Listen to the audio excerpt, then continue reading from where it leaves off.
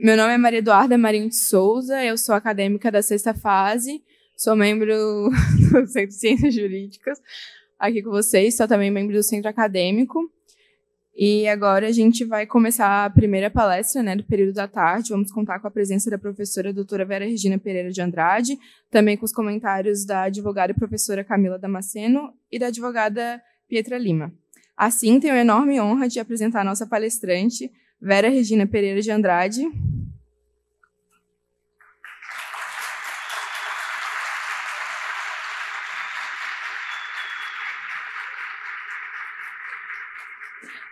Ela é pós-doutora em Criminologia e Direito Penal pela Universidade de Buenos Aires e pela Universidade Federal do Paraná.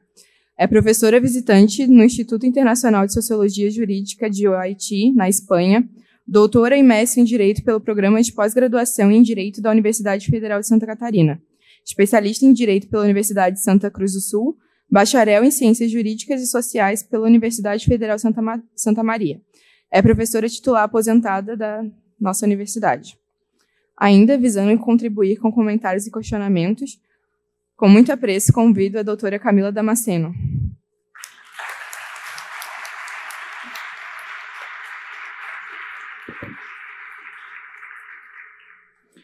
Ela é doutoranda em Direito no Programa de Pós-Graduação em Direito da Universidade Federal de Santa Catarina, sob orientação da profa. Doutora Letícia Albuquerque. É mestre em Direito pelo PBGD-UFSC em 2017, na área de Direito, Estado e Sociedade, sob orientação da professora doutora Vera Regina Pereira de Andrade. Ela também já integrou o programa de extensão Universidade Sem Muros, coordenada pela profa. Doutora Vera Regina Pereira de Andrade. É professora dos cursos de graduação em Direito da Universidade do Sul de Santa Catarina, a Unisul, e das faculdades SESUSC. Também convido a advogada Pietra Lima Inácio.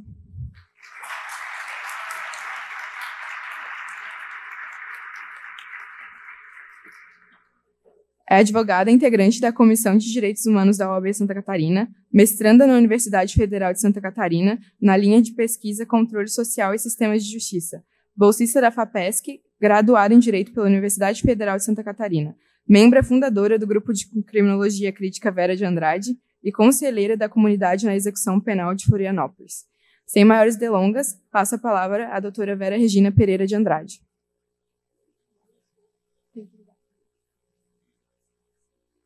Muitas graças, graduanda, bacharelanda. Ok? Podemos começar?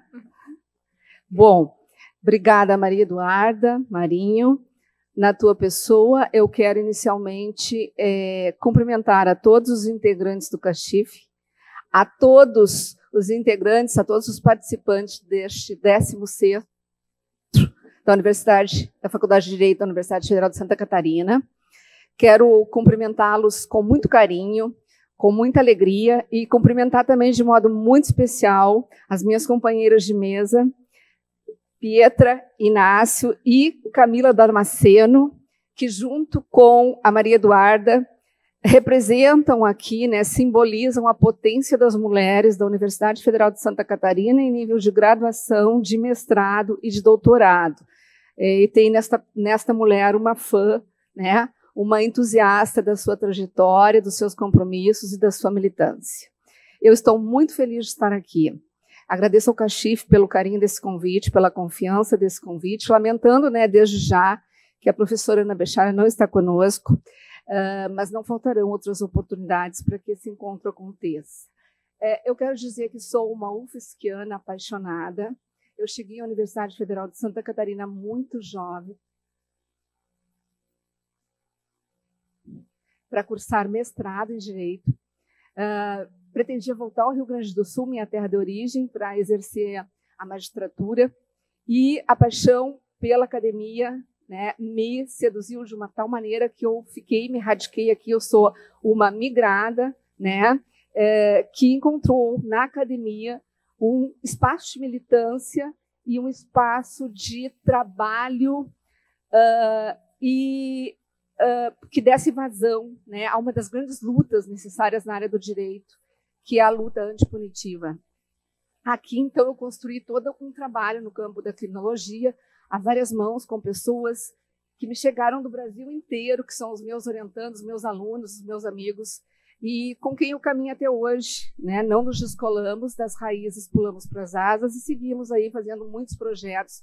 E hoje eu quero compartilhar com vocês o tema da justiça restaurativa, que é o último tema que eu trabalhei na Universidade Federal de Santa Catarina antes da minha aposentadoria em 2016. Cheguei a criar a disciplina Justiça Restaurativa, que existe, criada na grade do currículo de Direito da UFSC como disciplina optativa. Ao que eu saiba, ela não foi ainda ministrada, porém, é um espaço potencial que está lá para ser apropriado. Então, rever os estudantes da Universidade Federal de Santa Catarina é rever a minha casa, né? Rever os meus amigos dentro de uma das minhas Patagônias existenciais, e isso sempre me traz excelentes recordações e muitas boas emoções. Não há como eu não me emocionar, né, diante desse público. Queridos, vamos falar sobre justiça? Por incrível que pareça, não existe na grade dos cursos de direito brasileiros uma disciplina chamada justiça ou um debate específico sobre justiça. Vocês já pensaram sobre isso? E, no entanto, essa é a matéria-prima com que nós temos que lidar, com que nós lidamos, e com que a sociedade, né, que a sociedade espera que nós, de alguma maneira, atendamos aos seus ideais de justiça. Hoje nós vamos falar sobre justiça restaurativa. Essa justiça vem com um adjetivo, né, restaurativa. É uma pena. Eu quero chegar ao dia em que a justiça não precisar usar de adjetivos. Mas vamos lá. Eu creio que nenhum signo como justiça esteja a ocupar no debate contemporâneo, no debate público, global e também nacional, tamanha centralidade, justamente porque é para a injustiça, tanto a injustiça das relações sociais, a injustiça social, quanto a injustiça punitiva, o desaguadouro, o espaço para o qual estão a convergir as múltiplas violências das instituições sociais, das estruturas sociais, produtoras de desigualdade, produtoras de opressão, de exclusão social e todos os outros ismos produtores de dano e de dor. E não é por outro motivo que a chamada justiça restaurativa esteja ascendendo, né, nesse cenário de debate sobre a justiça, na sua relação com os direitos humanos, na sua relação com a democracia, que a justiça restaurativa esteja vindo a adquirir centralidade justamente pelo fato de que existem múltiplas demandas na base desse debate e, ao mesmo tempo, múltiplas expectativas. Então, é sobre isso que eu quero conversar, sobre um campo que está em construção, sobre um campo novo, já nem tão novo, tem quase 40 anos, que está se constituindo no mundo e no Brasil, e que os estudantes de direito não podem ignorar os debates que estão no cenário. Então, eu não pretendo hoje mais do que, né, traçar um pouco esse campo, esse cenário, desse paradigma emergente que é a justiça restaurativa, que vem carregado de demandas atrás de si e, ao mesmo tempo, de expectativas de pactuar um novo espaço para a discussão da justiça, considerando o quê? Considerando o esgotamento, a deslegitimação, inicialmente, do modelo de justiça penal, de justiça punitiva vigente. Então, é disso que nós vamos falar. Eu queria iniciar colocando para vocês que entrar na discussão da justiça restaurativa é entrar num campo de enorme complexidade. Complexidade porque as fontes da justiça restaurativa são plurais e a emergência da justiça restaurativa acontece nos 5 continentes do mundo. Complexidade porque as teorias e os conceitos são plurais. complexidade porque os objetivos buscados são plurais, complexidade, sobretudo, porque os desafios que a justiça restaurativa enfrenta para se afirmar como um campo de uma nova justiça são exigentes e plurais. Então, eu vou dar uma rápida ideia dessa pluralidade, dessa complexidade e colocar um interrogante sobre como está a questão da justiça restaurativa no Brasil. Por que são plurais?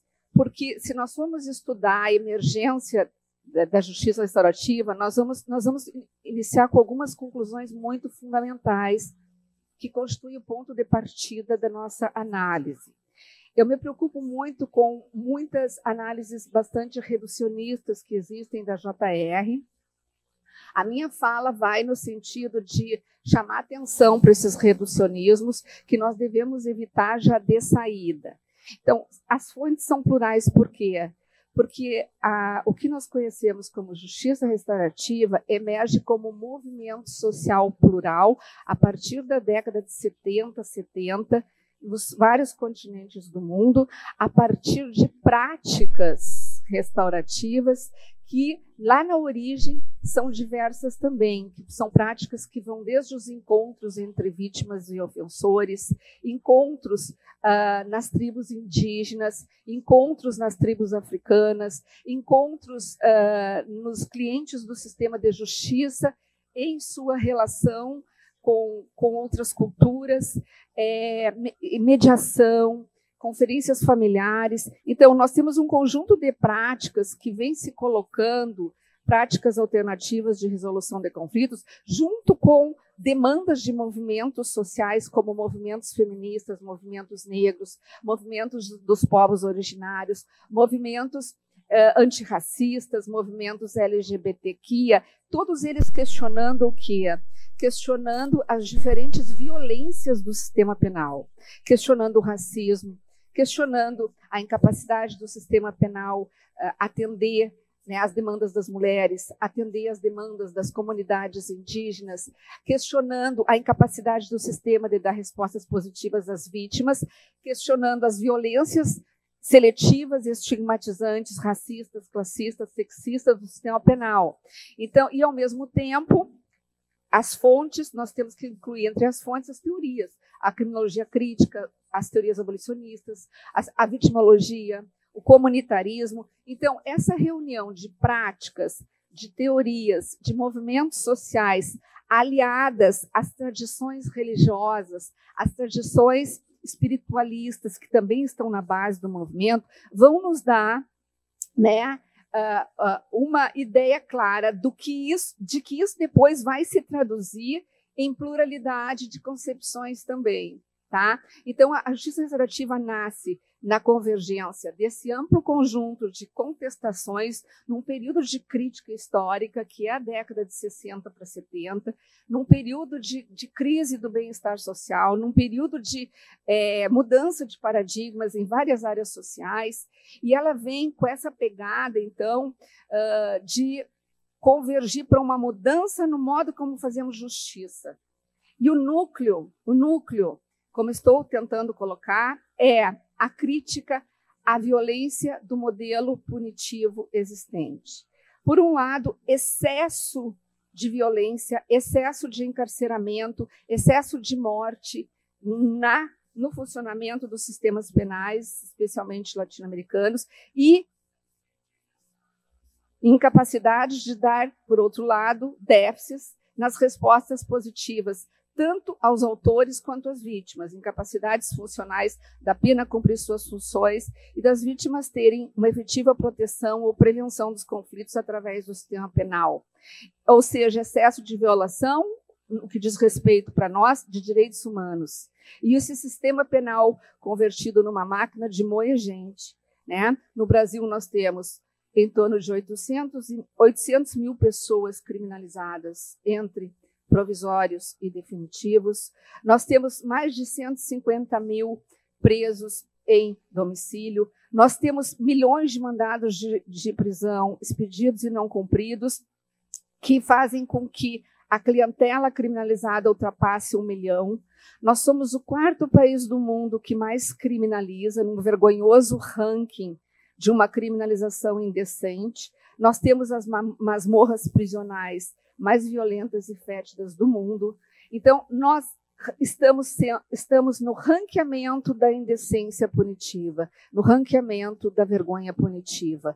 E isso, obviamente, que preocupa não só os movimentos sociais, que representam as vítimas dessa tragédia, as vítimas do sistema penal, que são os negros, que são os pobres, que são hoje também as comunidades indígenas, representam as vítimas, mas também as instituições do Estado, né, se movem, se mobilizam para buscar alternativas de justiça, porque, em definitivo, nós temos um sistema penal deslegitimado profundamente, em que as penas constituem esse estado de coisas inconstitucional, penas invertidas, ou seja, nós temos a naturalização das penas cruéis, infamantes e de morte.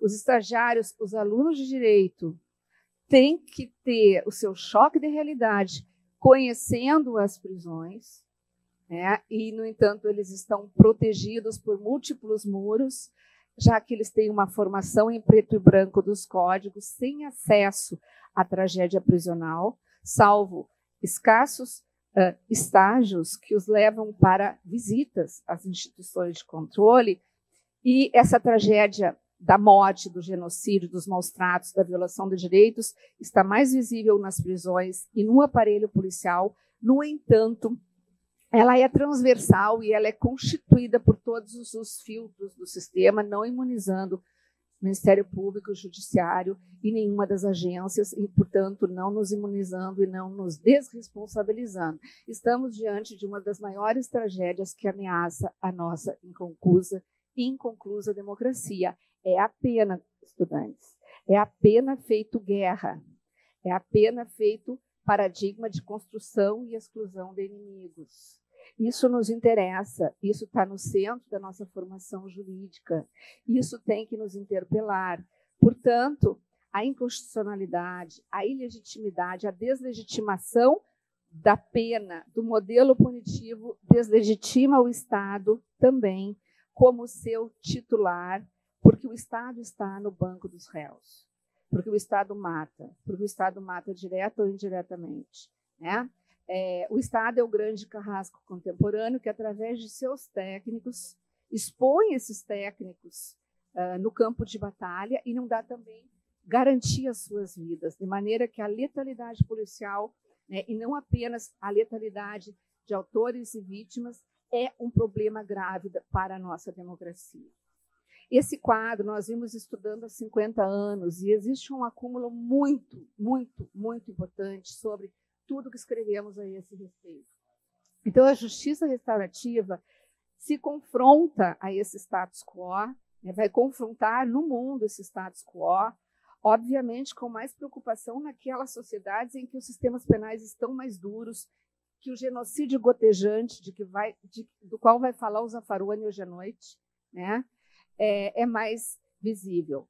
Ela vai confrontar esse status quo e, no Brasil, como eu vou colocar depois, o próprio Conselho Nacional de Justiça, né, se interpelou por essa questão, chamando a si, o próprio Poder Judiciário está chamando a si a construção de um novo paradigma restaurativo através de um conjunto sucessivo de medidas que vão desde a abertura de pesquisas até resoluções concretas, como a de número 225 de 2016, que está tentando construir uma política pública de justiça restaurativa para o Brasil, né, como uma alternativa de justiça não violenta. Em razão dessas iniciativas, em 2016, tive a oportunidade de habilitar pela Universidade Federal de Santa Catarina um projeto de pesquisa sobre justiça restaurativa, habilitamos através da Fundação Bater, com uma equipe de pesquisa, um projeto que foi o vencedor naquele ano, vencedor do edital aberto pelo Conselho Nacional da Justiça, e tive a oportunidade de, com a nossa equipe, realizar uma pesquisa nacional sobre o tema. Essa pesquisa se denominou, o relatório final dela, 500 páginas, se denominou Pilotando a Justiça Restaurativa, o papel do Poder Judiciário. Está publicada no site do Conselho Nacional da Justiça. Eu indico a leitura dessa pesquisa, até para vocês se aprofundarem no tema e terem uma visão mais clara do que está acontecendo no Brasil. Eu vou falar um pouco sobre isso. Ela é uma das matrizes, então, da minha própria fala aqui. Então, chega ao Brasil, esse movimento, a partir do início do século XX, está em curso, e o mundo inteiro está se interpelando por essa problemática. Muito bem, passemos, então, ao segundo momento. A justiça restaurativa é um movimento social com uma ampla agenda socioética e política que, na sua origem, confronta o sistema penal, a justiça penal, porém, ela vai se estendendo, confronta o conceito de pena e de crime vigentes, o modo de punir vigente, e vai se estendendo para todos os espaços da sociedade. Justiça restaurativa hoje vem sendo usada em vários campos da sociedade, no sistema penitenciário, nas escolas, no mercado de trabalho, nas cidades, nas políticas públicas, né? E na Europa já se fala em cidades restaurativas, como o exemplo de Caxias do Sul, no Rio Grande do Sul, que tem um projeto de se converter a médio e longo prazo numa cidade restaurativa, ou seja, em que esse micromodelo de justiça paute as relações sociais gerais. Então, eu gostaria de dar a vocês um breve rosto do que propõe a justiça restaurativa no seu núcleo básico, tá? Para além das divergências teóricas e metodológicas. A justiça restaurativa é, antes de mais nada, o movimento restaurativo é, antes de mais nada, um movimento que busca estabelecer uma justiça baseada no encontro e no diálogo, contra o confronto e a pena, né? É uma justiça que pretende se afirmar como um paradigma dialógico, resolver questões, crimes, infrações, problemas, situações difíceis, traumas, quaisquer tipo de situações difíceis através do encontro dos diretamente envolvidos e do diálogo acompanhado por facilitadores ou anfitriões ou guardiões. É o nome que se dá das pessoas capacitadas para acompanhar práticas de justiça restaurativa. Qual é o fundamento? O fundamento é toda a crítica ao modelo estatal violento, centralizado, baseado em técnicos, com a justiça colada no Estado e distribuída às pessoas. O fundamento do restaurativismo é deslocar a ideia de justiça instituição para a justiça como vivência, em que as questões sejam trabalhadas vivencialmente pelos envolvidos. Então, o conceito-chave é participação. O restaurativismo, com base nos estudos de vitimologia, abolicionismo, comunitarismo, quer trazer para dentro da justiça, como núcleo, como protagonistas, as partes que na justiça penal eram denominadas e separadas adversarialmente como autor e vítima, ou como réu e vítima, ou como condenado, criminalizado, estigmatizado e vítimas. Então, é o encontro no lugar do confronto, a vivência no lugar da exterioridade de uma justiça que se entrega pronta e a conversa e a história entre os envolvidos, configurando um tripé: ofensor, ofendido e comunidades direto ou indiretamente afetadas. Pensem numa cidade, pensem numa tragédia como Brumadinho, pensem numa tragédia como Mariana, pensem nas tragédias coletivas e pensem o quanto essas comunidades são afetadas, né, por condutas de Estado, de pessoas jurídicas, etc. Então, desde já, quando nós pensamos em justiça restaurativa, nós não temos que pensar só no nível da micro-relação entre pessoas. Porém, então, esses pressupostos, né, vão a par com a ideia de que A justiça deve resultar das necessidades e dos sentimentos das partes direta e indiretamente envolvidas.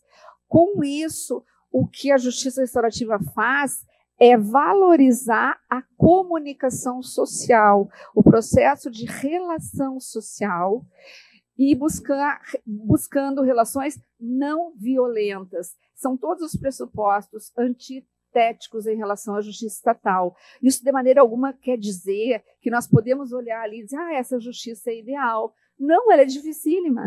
Ela é dificílima, por incrível que pareça. Esse simples que é voltar ao diálogo e perguntar onde nos perdemos para produzir tanta violência e apartação, né? É o que a justiça restaurativa está propondo, com muitas denominações diferentes no mundo e com muitas práticas diferenciadas. Então, eu gosto de chamar de justiça da apartação para a justiça punitiva e justiça da conexão para as práticas restaurativas. E quais seriam, então, os fundamentos? Esse modelo simples que eu estou colocando, ele é baseado em princípios e valores. Então, princípios como participação, voluntariedade, ela só acontece se as partes querem, confidencialidade, criação de um espaço seguro, que são as práticas, para travar esse diálogo e estabelecer pactos, que são acordos, de como as pessoas vão tratar as consequências do crime e dos problemas para o futuro. Então, ela envolve 1, 2 ou 3 encontros, né, em que isso vai ser pactuado e trabalhado com o auxílio de cofacilitadores. E, nesse sentido, os princípios básicos são, então, como eu disse, a participação, a não dominação para as práticas. Tem vários princípios que devem orientar. As práticas requerem uma técnica também. As principais práticas que estão sendo colocadas no mundo, que estão sendo acionadas desde a década de 60, envolvem culturas muito diferentes, né? E são as práticas, como eu coloquei, desde as práticas originárias de mediação restaurativa, as práticas de encontro vítima-ofensor, as práticas de conferências familiares, as comissões da verdade que aconteceram na África do Sul, pós-apartheid, que acontecem no Brasil a respeito da ditadura militar e que vão acontecer a respeito do colonialismo e da escravidão negra. Eu vou terminar aqui com esse tema. As práticas principais que acontecem no Brasil são os círculos restaurativos ou círculos da paz, que são uma herança dos povos ancestrais, as matrizes indígenas de vários continentes, que têm tido uma influência fundamental sobre o movimento restaurativo e suas lutas libertárias. Então, essa complexidade também se vê nas práticas, as práticas mais simplistas ou menos simplistas, que levam em conta uma maior capacidade das pessoas estarem seguras naqueles lugares, contarem as suas histórias e criarem relações com o seu outro, né? Essa é a grande dificuldade. É muito fácil excluir o outro com penas, com estigmatização, com exclusão, como faz o controle da justiça penal. Mas incluir esse outro como uma parte de si, da sua sociedade e do seu crescimento enquanto relação social é bastante difícil. Bom, então, os objetivos da justiça restaurativa, lato sensu, ela se apoia no tripé, ofensor, ofendido, comunidades, ela se apoia também num tripé de objetivos. Quanto tempo, Maria Eduarda? Eu comecei a ver papel mexendo, e palestrante tem trauma de papelzinho mexendo, porque ele tem certeza que vai levantar os 5 minutos, né, para ele. Então, me destraumatizei. Ainda tem mais um pouquinho.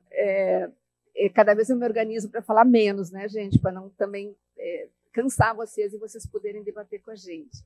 Então, a justiça restaurativa, regra geral, como ela nasceu na justiça penal, ela está focada, a visão hegemônica, tradicional, que vem da Europa e dos Estados Unidos e do centro do mundo, reparar danos. Daí o seu nome, né? Restaurar danos. Restaurar danos decorrentes de um crime. Bem tradicionalmente, porque nasceu dentro do catálogo de crimes e penas. 2, responsabilizar os autores desses danos, responsabilização, porém, sem estigmatização. A responsabilização da JR, ela é trabalhada a partir dos encontros e, portanto, de dentro para fora, ou seja, de técnicas que vão trabalhar a responsabilização das pessoas por ter se colocado no lugar das vítimas e compreendido o dano que a sua conduta praticou pelas vítimas, e não pela ameaça de pena, não pela intimidação combinada pela pena em abstrato, ou não se busca a ressocialização pela passagem pela prisão, com o mito de que passando pela prisão as pessoas não praticarão mais crime. Tudo isso não se cumpre, tudo isso é a função simbólica da pena e que perpetua o ilusionismo por dentro da qual ela vai praticando uma matança continuada, uma violação continuada de dignidade, de direitos humanos. Então, e o terceiro objetivo, o macro, seria a transformação. Transformação. Os teóricos da justiça restaurativa, a maioria deles vem de algum tipo de linha humanista, de prática espiritual. Eles acreditam na micropolítica, né? Na ideia de que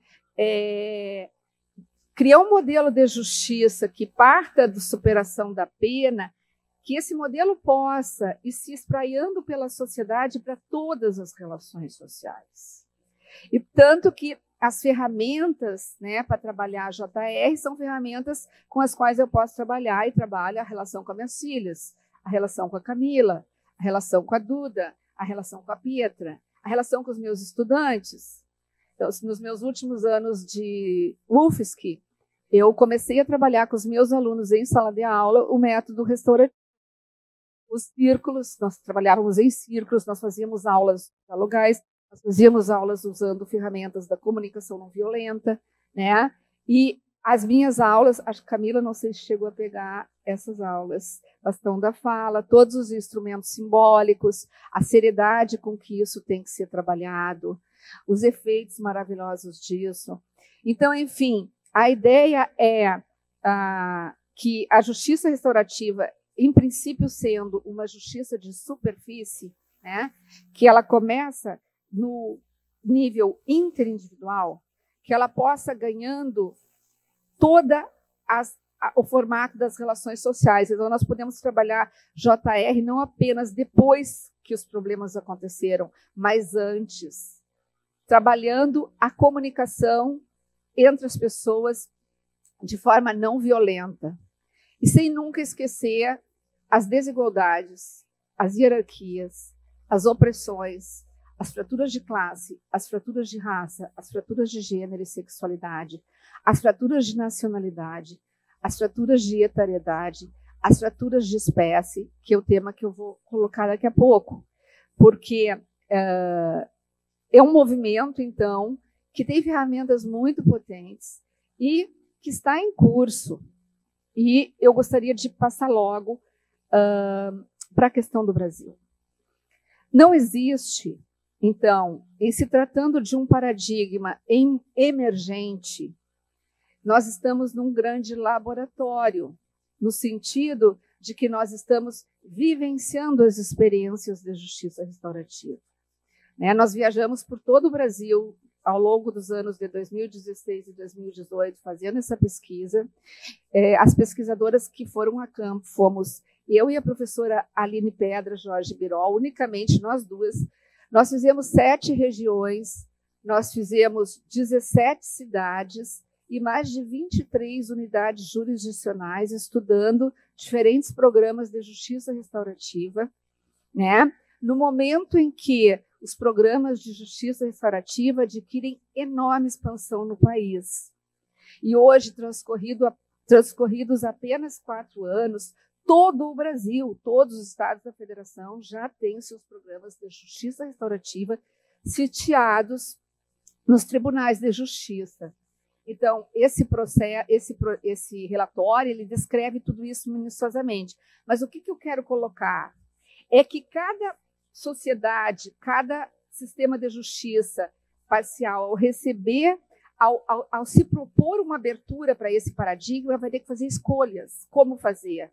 Com que teoria, com que método, dentro dos existentes, com que pessoas, com que recursos humanos, com que objetivos, como fazer, como operacionalizar, porque é difícil. E o maior obstáculo no Brasil, queridos estudantes, que nós verificamos é justamente a fortaleza da pena, a fortaleza com que o nosso sistema penal falido, deslegitimado, inconstitucional, está arraigado não apenas no sistema de justiça, nas estruturas de controle, mas no senso comum, na opinião pública, na mídia, em todas as instâncias de controle, e cada vez mais segue sendo visto como capaz de responder às questões que nós temos, aos problemas e à criminalidade. Então, o punitivismo, o positivismo e os mitos principais da justiça restaurativa que dominam nesse campo da justiça comum são os principais obstáculos. Então, eu quero passar para o Brasil, dizer que remeto vocês à leitura desse relatório, e lá tem uma bibliografia muito extensa sobre tudo o que está se passando no Brasil. Lá tem uma bibliografia porque a academia brasileira está produzindo muito nesse campo. Tá? Eu falei a vocês da criação dessa disciplina. A academia brasileira está produzindo muito em nível de graduação, de mestrado e doutorado, e são muitos já os trabalhos preciosos que nós temos. Essa semana eu participei de uma defesa de tese aqui na nossa querida Universidade Federal de Santa Catarina, do doutorando Robson. Ele defendeu a tese sobre justiça restaurativa nos crimes de drogas, mostrando que não está acontecendo e que tem que acontecer. Né? Há um mês atrás eu escrevi um prefácio sobre uma obra maravilhosa que se chama Narrativas Restaurativas Libertárias, ensaios sobre potências e resistências. Um livro maravilhoso que está vindo aí, nós lançamos, né, na OAB de São Paulo, mostrando o caminho contra-hegemônico da justiça restaurativa no Brasil. Nós temos o canal de Justiça Restaurativa Crítica, do Daniel Achuti, com a Rafaela Palamola, dois dos primeiros a escreverem sobre o assunto no Brasil. A tese dela de doutorado recente, eu também participei da banca na PUC de Ciências Criminais e sobre Justiça Restaurativa. A Fernanda Rosenblatt e o Grupo Asa Branca de Criminologia do Recife estão trabalhando isso. Nós estamos construindo uma assembleia, nós estamos construindo uma enciclopédia junto com o grupo do Recife, coordenado pela Fernanda Rosenblatt, por mim e pela Rafaela Palamola, uma enciclopédia. O Brasil está participando da construção de uma enciclopédia sobre justiça restaurativa, uma enciclopédia global, onde nós vamos fornecer o rosto do estado da arte da justiça restaurativa no Brasil. Então, o movimento está andando e precisa do engajamento de todos. Ou seja, é fundamental que os estudantes se interpelem nesse debate e que nós consigamos ir qualificando esses passos. Então, no Brasil, o movimento começa a partir dos primeiros anos do século XXI, 2005, está em curso, e eu, para sintetizar, eu não quero me estender muito, já estou quase terminando, quero ouvir as minhas debatedoras, quero ouvir vocês. Nós temos uma linha que eu chamaria de hegemônica, que é a linha que nós pesquisamos, que é a linha seguida pelo judiciário brasileiro, a que nós denominamos justiça restaurativa judicial, certo? E nós temos uma linha que eu chamaria de contra-hegemônica, que é a linha do judiciário, é a linha que está tentando fazer a compatibilização do movimento da justiça restaurativa, colocar práticas restaurativas dentro do sistema vigente e compatibilizar o sistema emergente com o sistema vigente. E está sendo de uma dificuldade muito grande, embora nós não possamos negar vários avanços que estão trabalhados como resultados nessa pesquisa. Como eu disse, os principais obstáculos são de ordem epistemológica, ideológica, também legal e operacional. Na linha contra-hegemônica, nós temos a construção de um conhecimento no Brasil crítico dentro das academias, eu me incluo dentro da produção desse conhecimento, que está fazendo uma recepção da justiça restaurativa, do conhecimento da justiça restaurativa, uma recepção para a brasilidade, ou seja, tentando pensar uma justiça restaurativa da e para a brasilidade.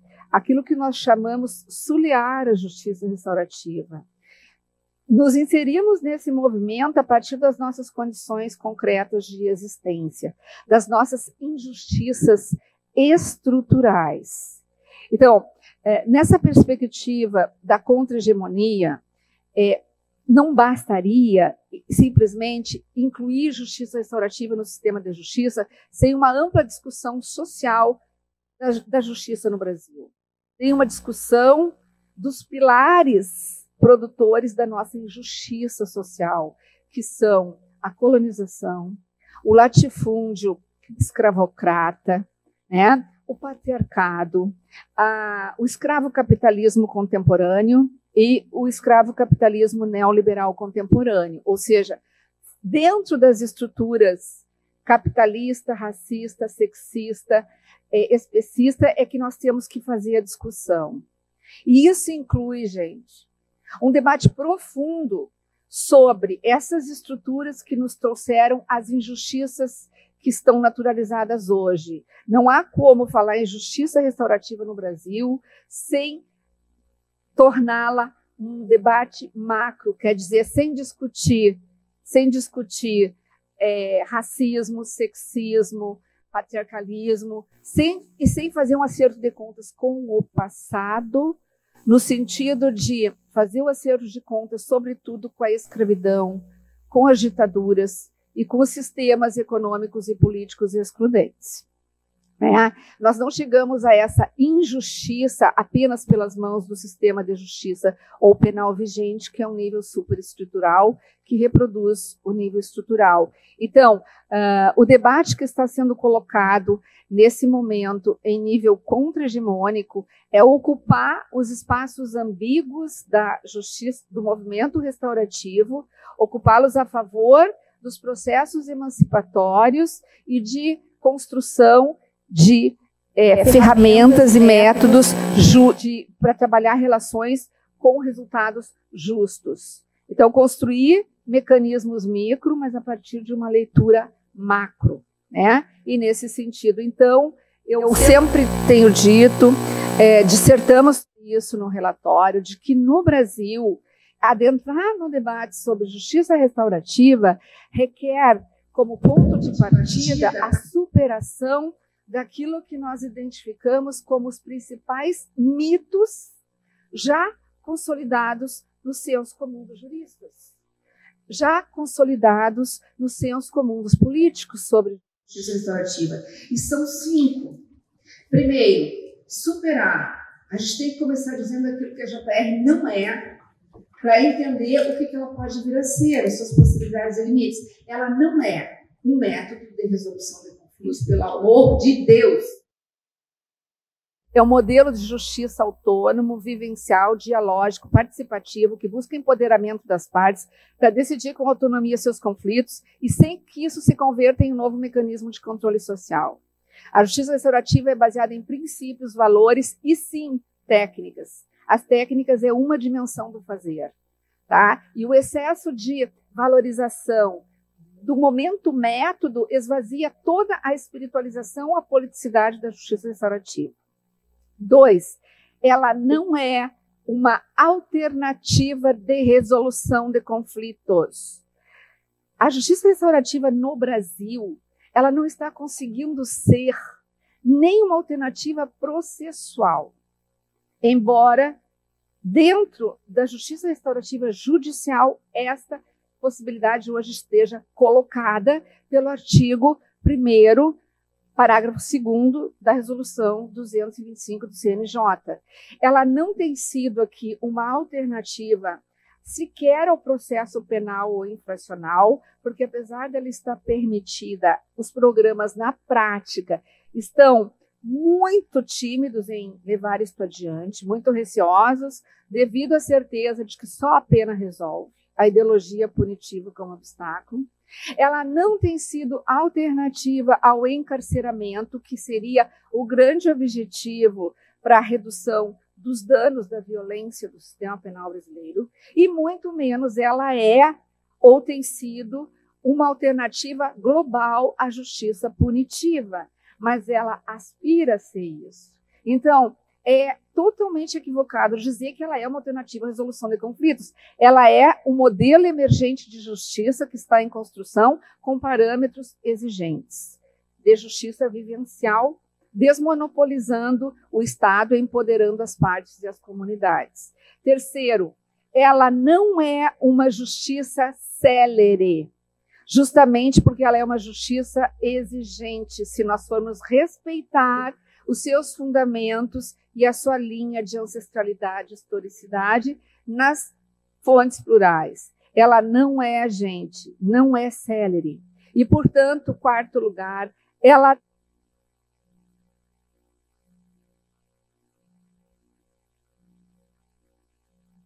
ninguém se torna um técnico para facilitar práticas restaurativas com uma formação também célere.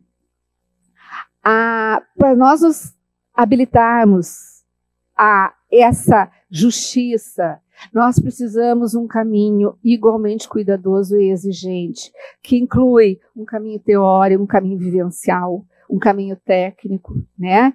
E uma longa abertura para o humanismo que esse novo modelo se propõe. Ou seja, nós precisamos, de alguma maneira, sair dos múridos da aridez, da racionalidade técnico-burocrática do sistema que nós estamos sendo formados. Nós precisamos ultrapassar esse tecnicismo árido e desumano. Nós precisamos sentir e não apenas saber da tragédia do funcionamento atual do sistema de justiça e nos sensibilizarmos para isso, né?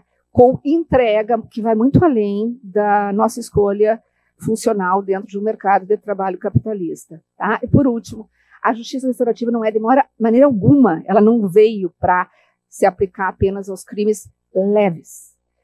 Esses cinco mitos são, a meu ver, né, a consolidação de uma visão natimorta de justiça restaurativa no Brasil.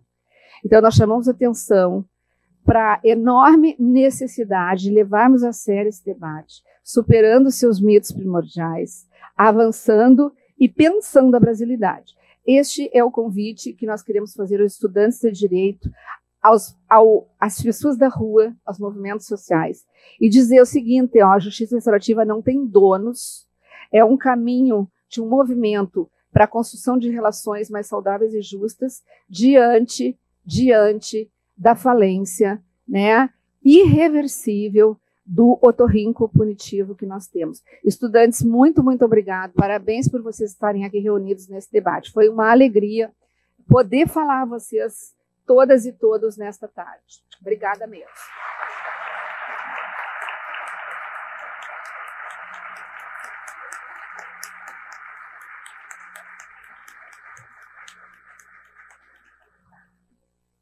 Obrigada, professora. Maravilhosa, como sempre. Passo a palavra agora para a professora e advogada Camila Damasceno.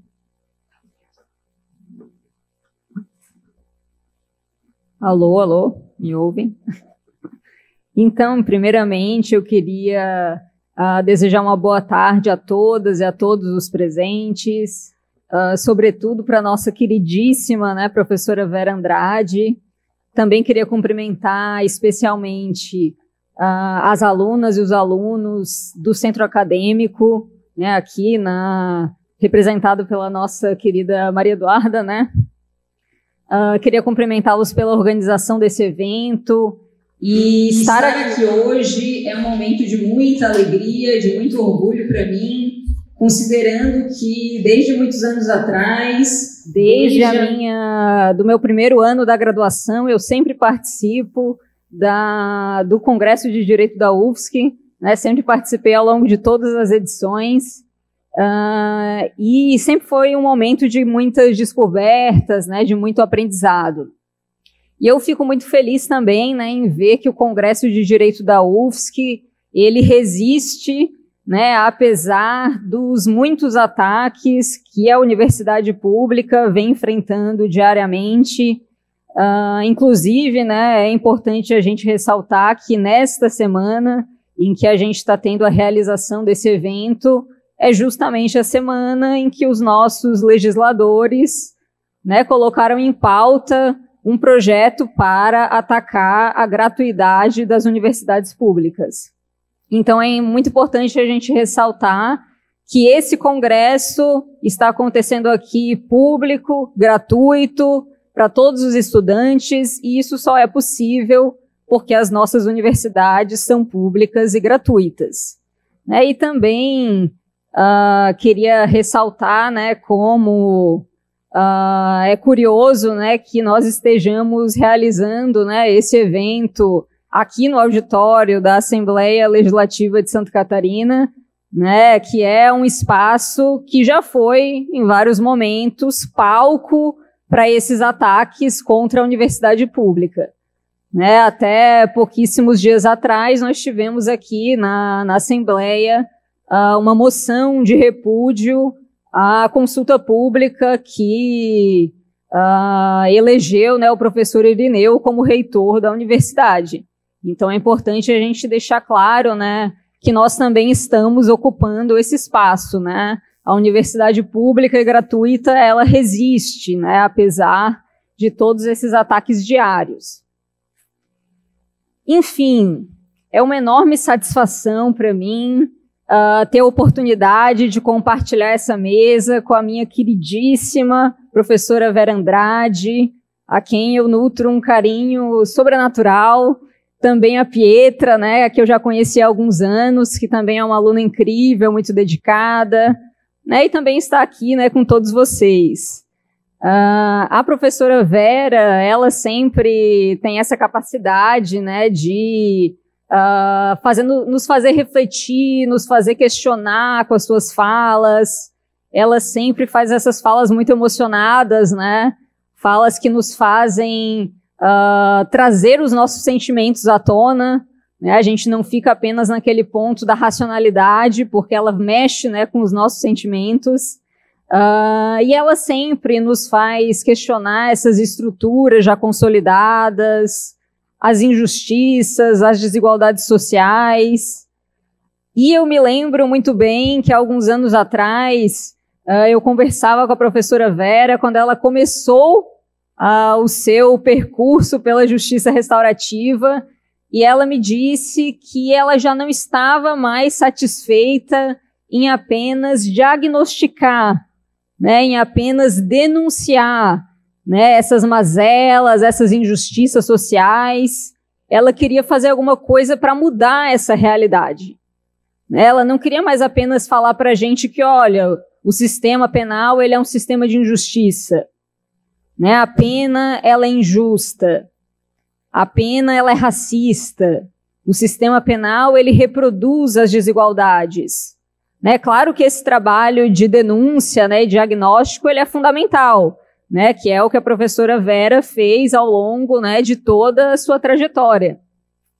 Mas, quando a professora Vera começa a se dedicar ao estudo da justiça restaurativa, ela tem o intuito de ir além, dessa denúncia, desse diagnóstico, e ela também pretende agora fazer algo para mudar, alguma coisa para que a gente consiga sair, dessa situação de injustiça que é intrínseca, ao nosso sistema penal.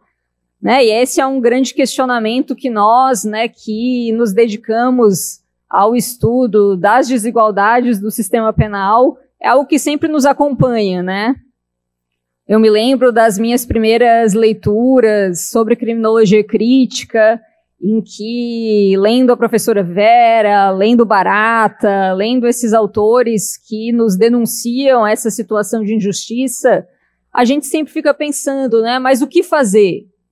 Se a pena de prisão ela não é uma alternativa, o que a gente pode fazer?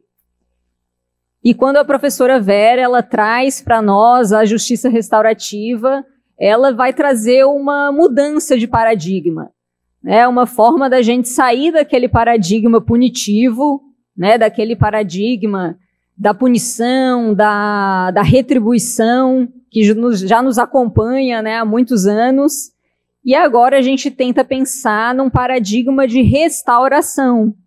Então, a justiça restaurativa, ela me parece o caminho que a gente precisa seguir a partir de agora para tentar sair dessa situação, né, em que nós nos colocamos, né, por conta dessa crise de legitimidade do sistema penal, né, como a professora Vera já colocou.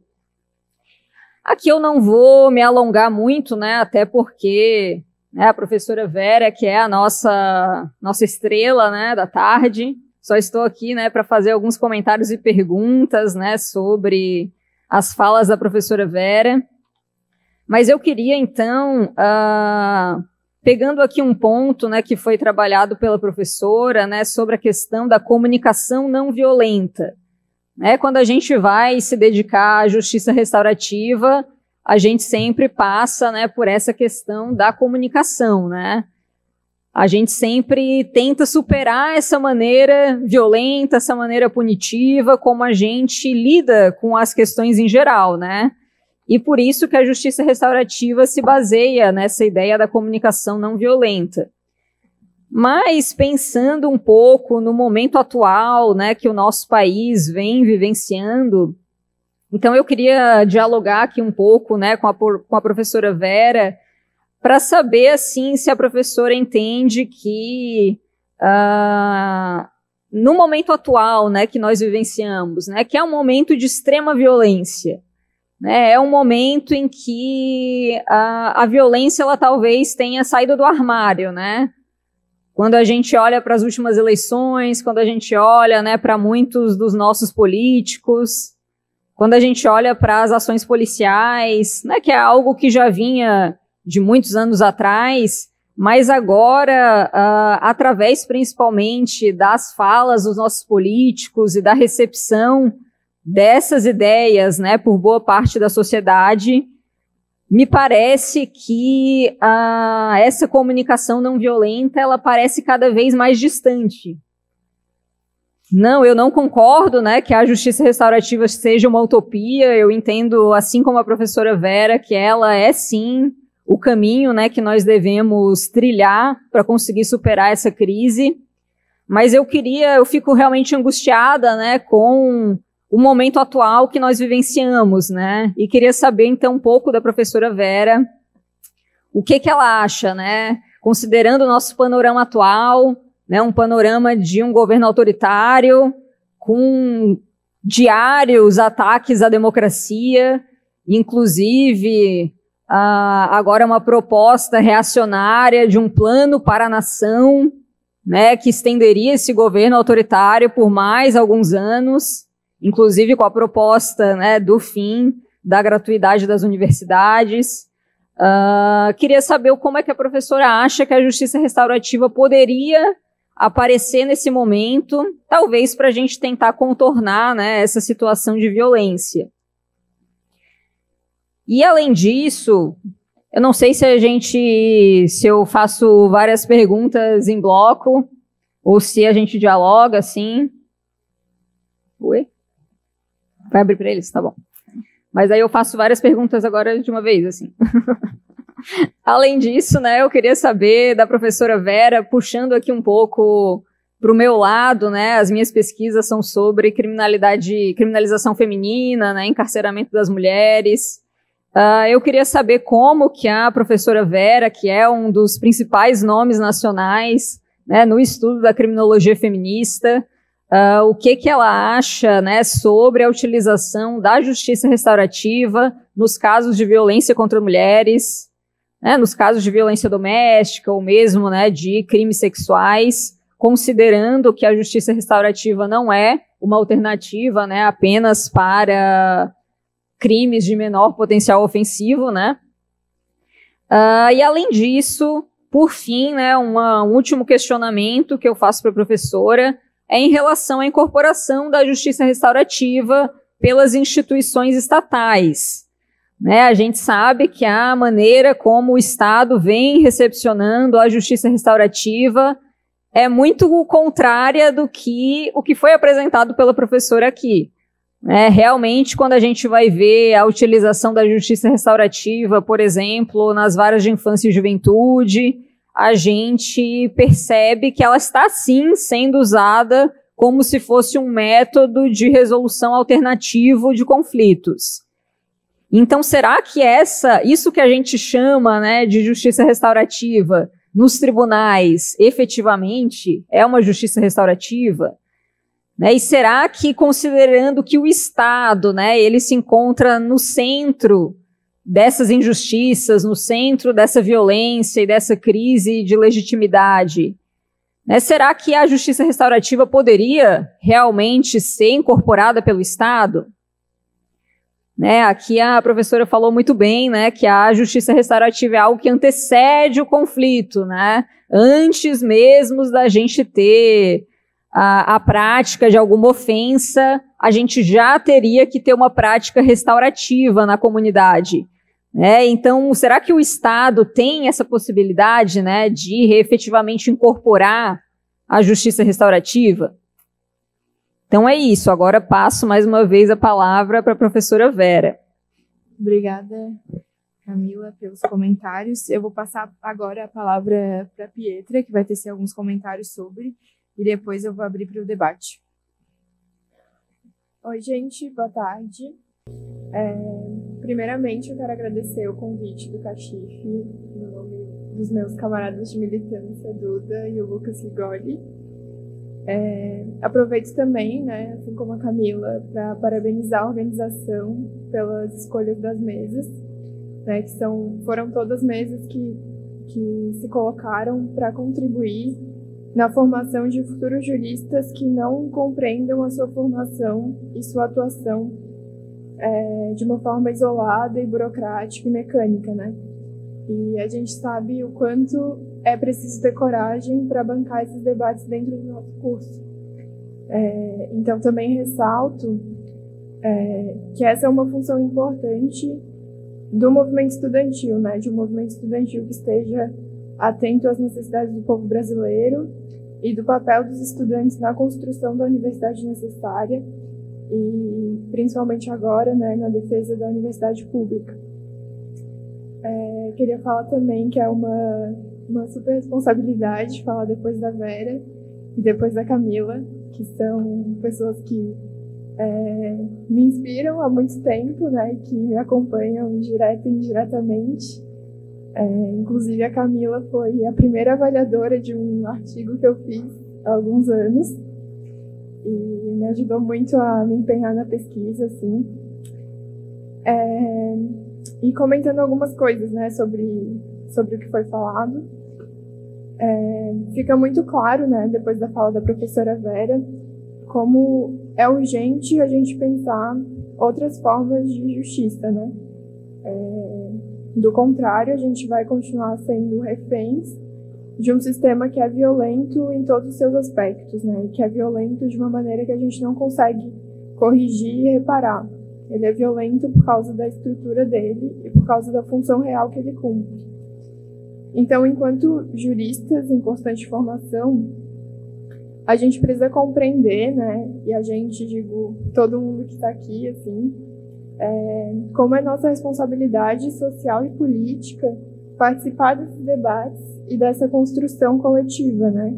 Que também é uma construção que não deve ser exclusivamente acadêmica ou exclusivamente feita dentro do judiciário, né? Ela tem que estar junto dos movimentos sociais e da realidade das pessoas, né? Da realidade do povo brasileiro, para que a gente possa efetivamente ter a justiça restaurativa enquanto um novo horizonte para a nossa justiça mesmo, né? E também isso porque, como a Vera também falou, do contrário, a gente vai continuar sendo simplesmente mais uma peça em uma complexa engrenagem punitiva que na América Latina é uma máquina de dor, de sofrimento e de morte, né? A gente não consegue ver de outra maneira o que são as prisões e o que é o sistema penal brasileiro, né? E enquanto a gente não superar esse paradigma super violento, né, a gente vai, infelizmente, continuar sendo bombardeados por notícias como o da chacina da Vila Cruzeiro, no Rio de Janeiro, que aconteceu essa semana, e também do caso cruel e repulsivo do Genivaldo, né? E a gente tem uma responsabilidade muito grande de começar a construir alternativas, né? De começar a se colocar como instrumentos para essa mudança. Então, como já destacou a professora Vera, também é sobre substituir a punição pela responsabilização, atravessando essas ilusões de segurança de que o sistema penal cria, né? E acho que é muito difícil imaginar isso se tornando uma realidade, né? Se tornando algo concreto, porque é muito desafiador a gente também se colocar, né? Tanto no aspecto individual como no aspecto coletivo, enquanto partes do problema e também enquanto partes da solução, né?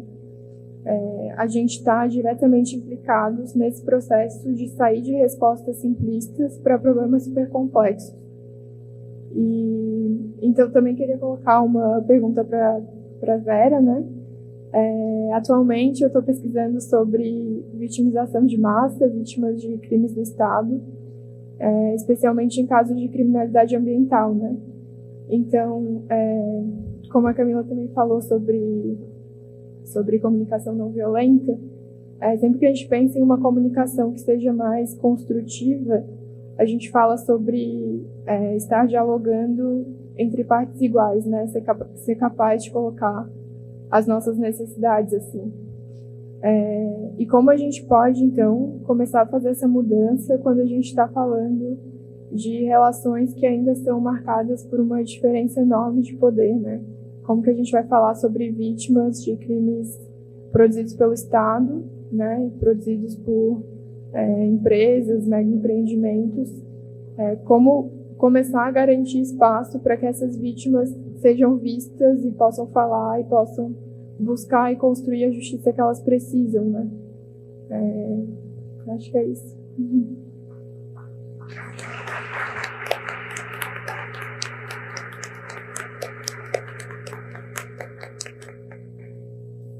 Obrigada, Pietra, né? Desculpa, eu posso dar.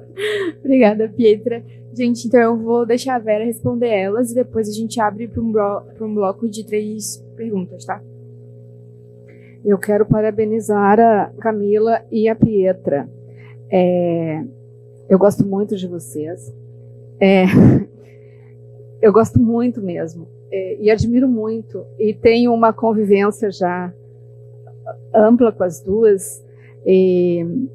A Camila foi minha aluna de mestrado, minha orientanda de mestrado, e escreveu sobre o encarceramento feminino aqui em Santa Catarina. A Pietra, que não foi minha aluna de graduação, mas foi minha contemporânea e é integrante do grupo de criminologia crítica Vera Andrade, assim como a Duda e vários outros que estão aqui. Ela escreveu sobre Covid nas prisões brasileiras, né? Eu estive na banca de monografia dela recentemente. E além de eu conhecer o estatuto ético dessas meninas, o estatuto político, militante, feminista, eu conheço a densidade dos debates que elas têm feito, né? E não foi diferente aqui. E acho que elas foram as vísceras. Vera, assim comigo.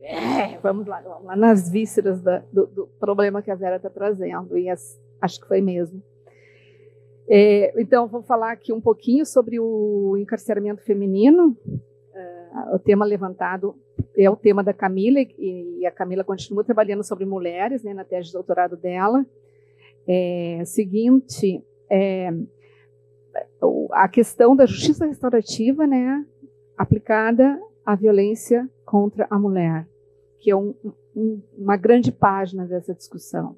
Primeiramente, eu queria relembrar, né, que a criminalização feminina e, sobretudo, do feminino negro, das mulheres negras, nós temos definitivamente que romper com a ideia da mulher universal, né, desde o feminismo negro e indígena, para quando nós falarmos em mulheres, a gente pensar em mulheres situadas historicamente em raça, classe, gênero, etariedade.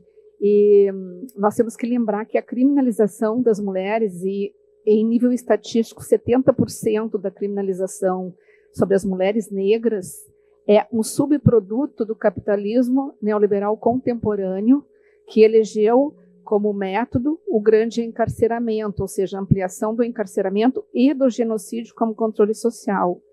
E como pauta número 1 desse encarceramento, a guerra às drogas, sobretudo no mundo latino-americano e brasileiro.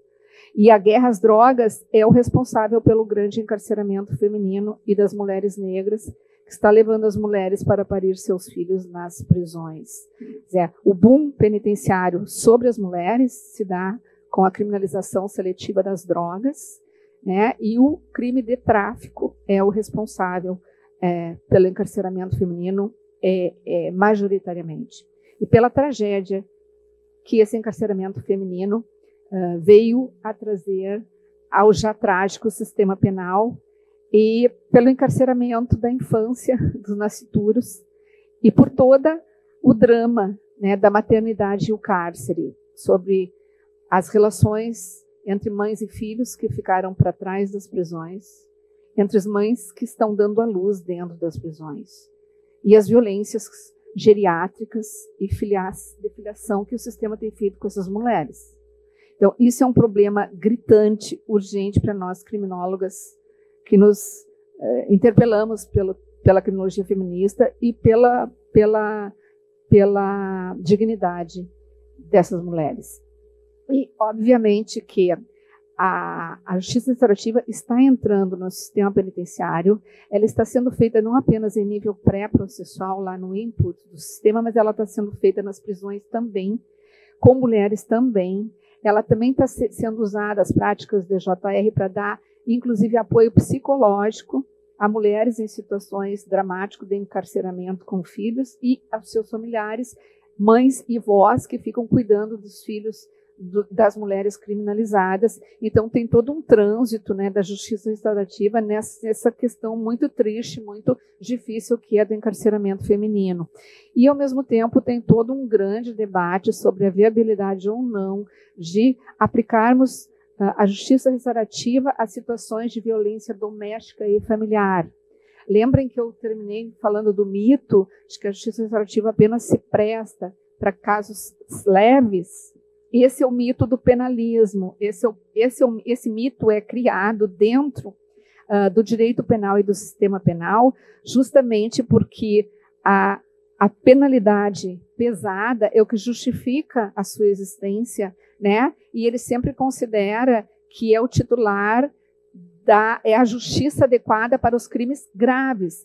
Então, mesmo quando se aceita a justiça restaurativa, se argumenta, mas ela não serve para crimes graves. Ora, todo o movimento restaurativo, feminista, feminino e de direitos humanos sustenta que sim, que não só serve, como é um dos espaços centrais onde a justiça restaurativa deve ser aplicada, na violência doméstica, porque é um dos casos mais delicados, uma das situações mais delicadas. Entretanto, a aplicação da justiça restaurativa nas situações de violência doméstica, ela se reveste de cuidados redobrados. Por ser as práticas, as técnicas, elas têm cuidados redobrados, e porque se trata de uma das situações mais vulneráveis de produzir encontros, né, entre vítimas e ofensores, e, obviamente, para tratar violência doméstica ou justiça restaurativa, não vai se promover ingenuamente encontros entre homens e mulheres sem uma forte e densa preparação. Então, este é uma das técnicas, né, que mais se está trabalhando e preparando. No Brasil, a gente está trabalhando com isso aqui em Santa Catarina. Nós estamos trabalhando com essa formação para trabalhar violência doméstica, e eu participo do movimento da Justiça Restaurativa em Santa Catarina, né, participei da fundação, nós participamos dos cursos de formação. A Mônica Mume atualmente está trabalhando na cidade de Lages, a formação para trabalhar com violência doméstica. Então, tem todo um trabalho sobre isso, e que envolve, gente, tá? O trabalho com o masculino e não apenas com o feminino. Envolve uma preparação, por quê? Porque se você for trabalhar um conflito em justiça restaurativa, você jamais vai polarizar o conflito e trabalhar só com uma das partes, como faz o sistema penal. Ele isola, exclui a vítima, pune o autor, né? E adversarializa. A justiça restaurativa é o contrário. Então, regra geral, há uma preparação do masculino, dos homens em grupos com homens, todo um trabalho, homens que se identificam com a mesma posição de violentadores e com as mulheres vítimas, tá? Mas esse é o caminho. Até porque, concluindo, Hoje, pela legislação brasileira, a justiça restaurativa entra sem problemas legais somente em 3 espaços, que são a infância e juventude, a justiça infracional, por força do Estatuto da Criança e do Adolescente e da Lei do SINASE. Segundo lugar, os juizados especiais criminais, por conta da abertura da conciliação e da transação. E terceiro lugar, na Lei Maria da Penha, por conta de todos os mecanismos de coibição preventiva da violência que essa lei traz, tá? E se criou no Brasil, então, os chamados juizados da paz doméstica, que é justamente o espaço onde estão sendo feitas essas formações cuidadosas e aplicação na violência doméstica. Então, segundo lugar, outro ponto nevrálgico, então, violência doméstica, no estereótipo da justiça penal é crime grave, mas é pelos crimes graves estereotipados no mundo penal que nós devemos começar, porque é justamente onde envolve pessoas em relação de violência que nós temos que trabalhar com pessoas e não com grades. Se nós não tratamos o conflito como conflito de gênero adequadamente, esse conflito ganha mais força com a criminalização. Ele sai à deriva, né? A questão das instituições, que a Camila perguntou, e como, né, entrar com uma cultura da não violência numa sociedade profundamente violenta. E a pergunta da Pietra, a pergunta pontual da Pietra, que eu não anotei aqui, não só o tema.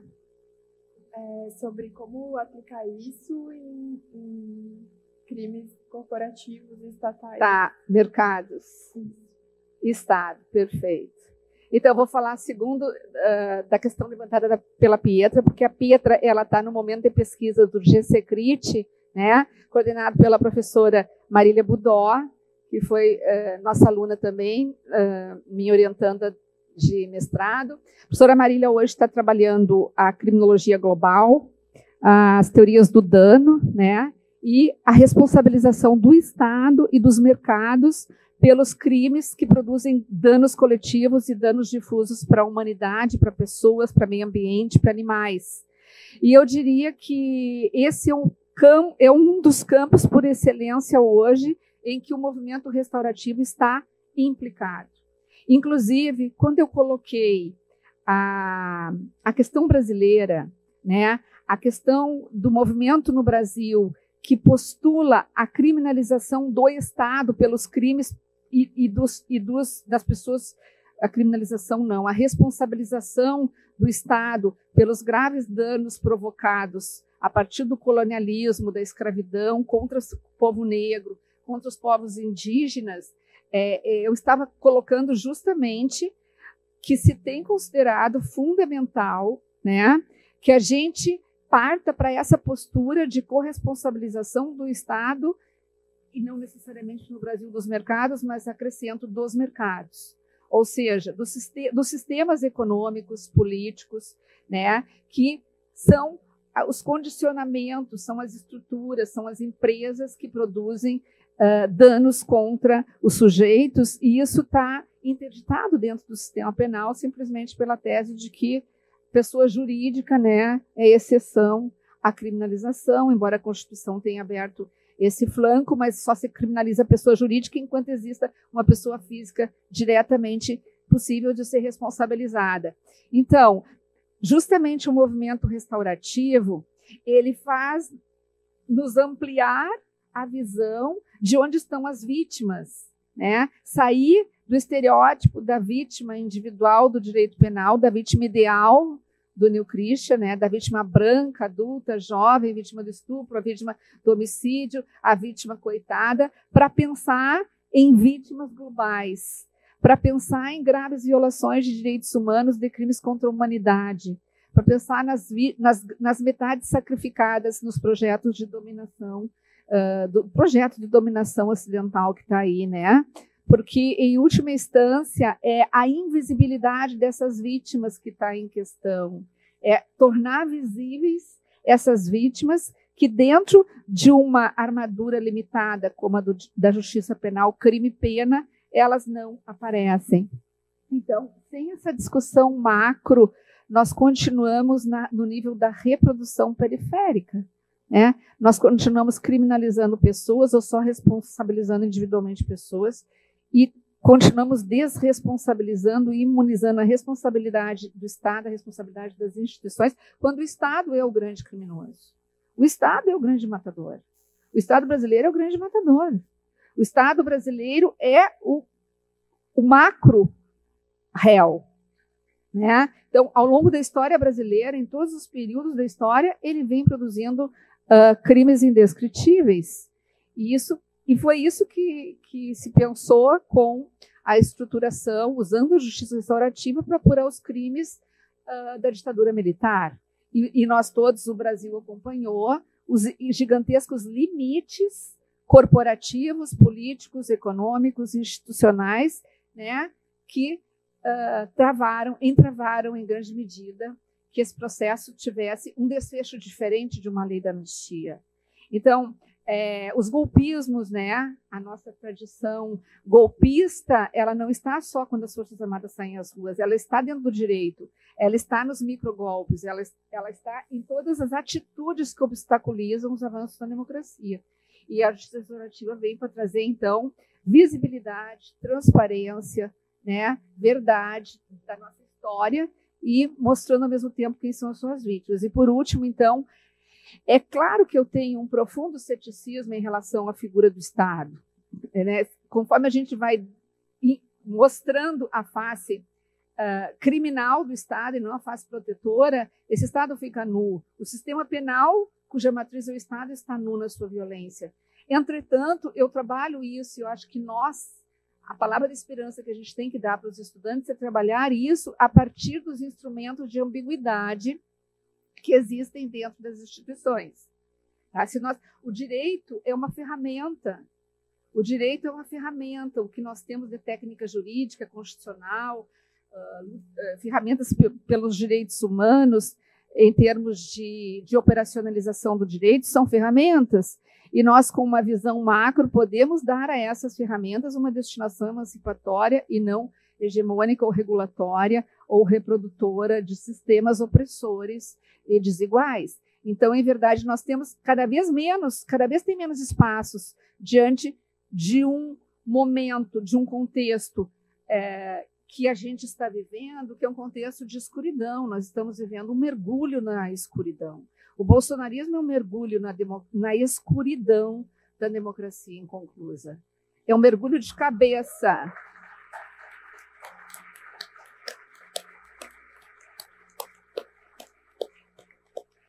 É um mergulho de cabeça, mas isso não vai nos cegar. Né? Ao contrário, a comunicação violenta que existe no Brasil hoje está radicalizada. Nós estamos no nosso momento mais trevoso, momento de maior sombra, de maior violência, né, em que o Estado se tornou um Estado miliciano. O Estado está dominado pelas milícias. Né? E no momento em que nós estamos mais do que nunca mergulhados nas trevas, é o momento em que nós temos que exercer a maior resistência, porque não há outro caminho senão nos entregarmos. E a juventude é a matriz das grandes transformações da história. Vamos dar uma rápida recapituladinha na história para perceber que onde houve cheiro, sopro e aroma de revolução, a juventude estava lá.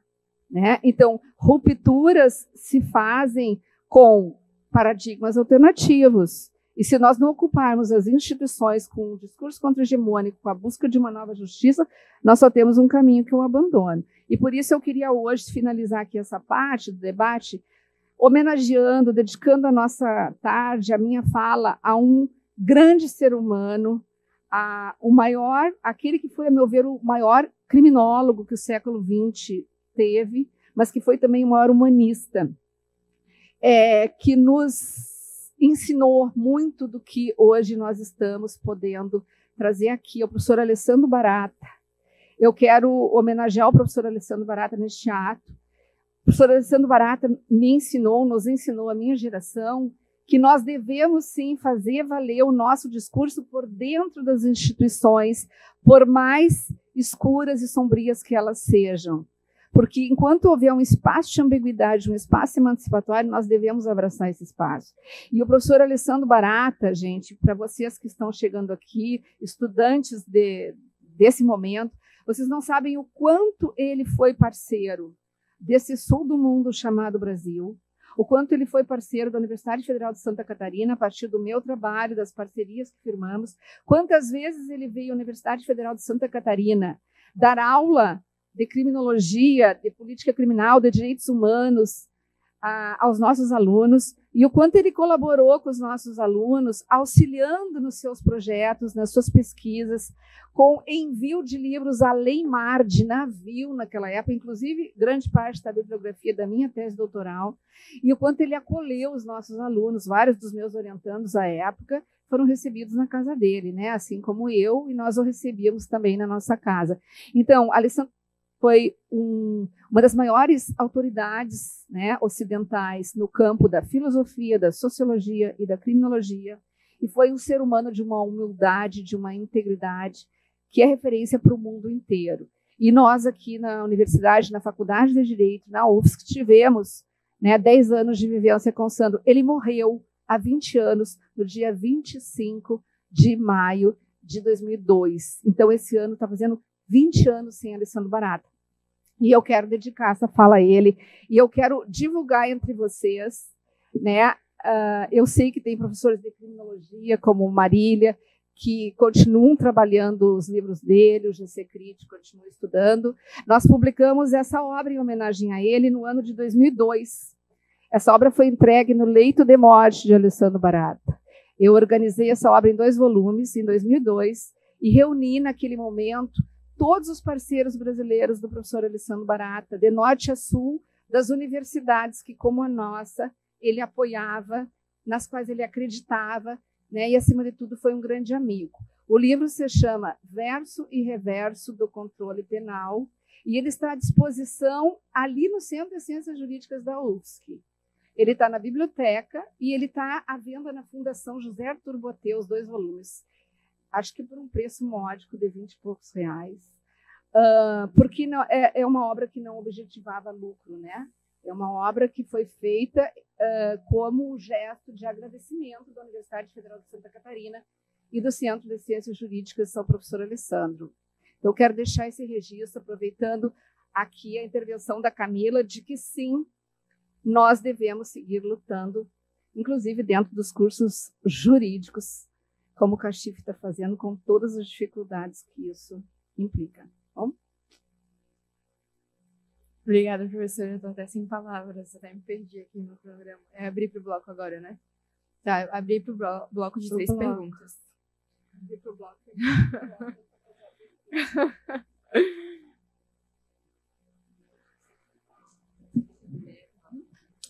Boa tarde, meu nome é Cássia, sou da 2ª fase. Primeiro eu queria agradecer à professora Vera e a todos da mesa pela belíssima palestra. A minha pergunta ela vai complementando a pergunta da Camila, também na linha da violência contra a mulher.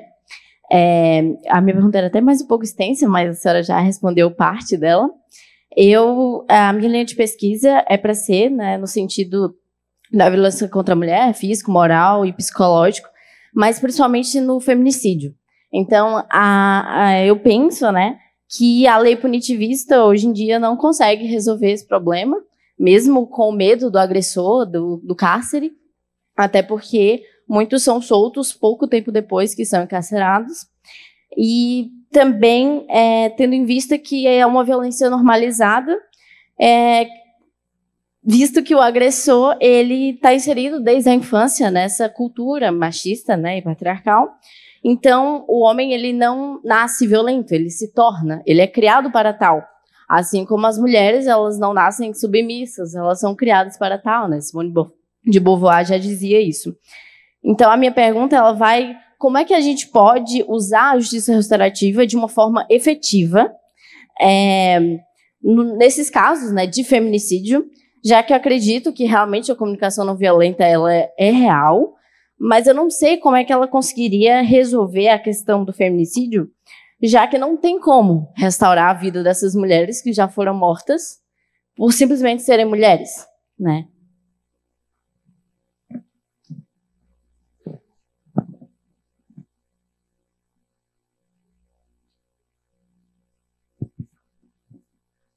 Oi, boa tarde. Meu nome é Jéssica, eu sou fã das 4. Muito boa palestra, obrigada. Quero fazer uma pergunta, acho que todas podem me responder. Por que que no Brasil aconteceu essa confusão Frankenstein com a constelação familiar na justiça restaurativa? Constelação familiar, um Frankenstein assim da justiça restaurativa no Brasil, porque eu tinha bastante aversão a isso, né? Porque eu tenho muita aversão, óbvia, com a constelação familiar, mas isso é um debate de outra área. E por que isso acontece assim no Brasil, que faz com que muitas pessoas também vão dar o braço a torcer para isso? E também, para além da Lei de Droga 2015, né? O processo de feminização da cadeia é anterior a isso por outros motivos, mas esse é um marco decisivo. E para além das relações afetivas, por que isso está ocorrendo? É só a lei de drogas? Porque o que dá a entender é que as mulheres que estão na cadeia, elas estão continuando o trabalho dos seus parceiros que já foram presos. Então, né, a gente vê qualquer processo de feminização e índices ruins tem culpa dos seus ex-parceiros, enfim. É um problema isso mesmo, né? É um problema bem machista. Mas por que o processo de feminização é anterior à lei de drogas? Assim, o que tem acontecido? Assim, a justiça está mais punitiva, a justiça está caçando mais mulheres? Era isso.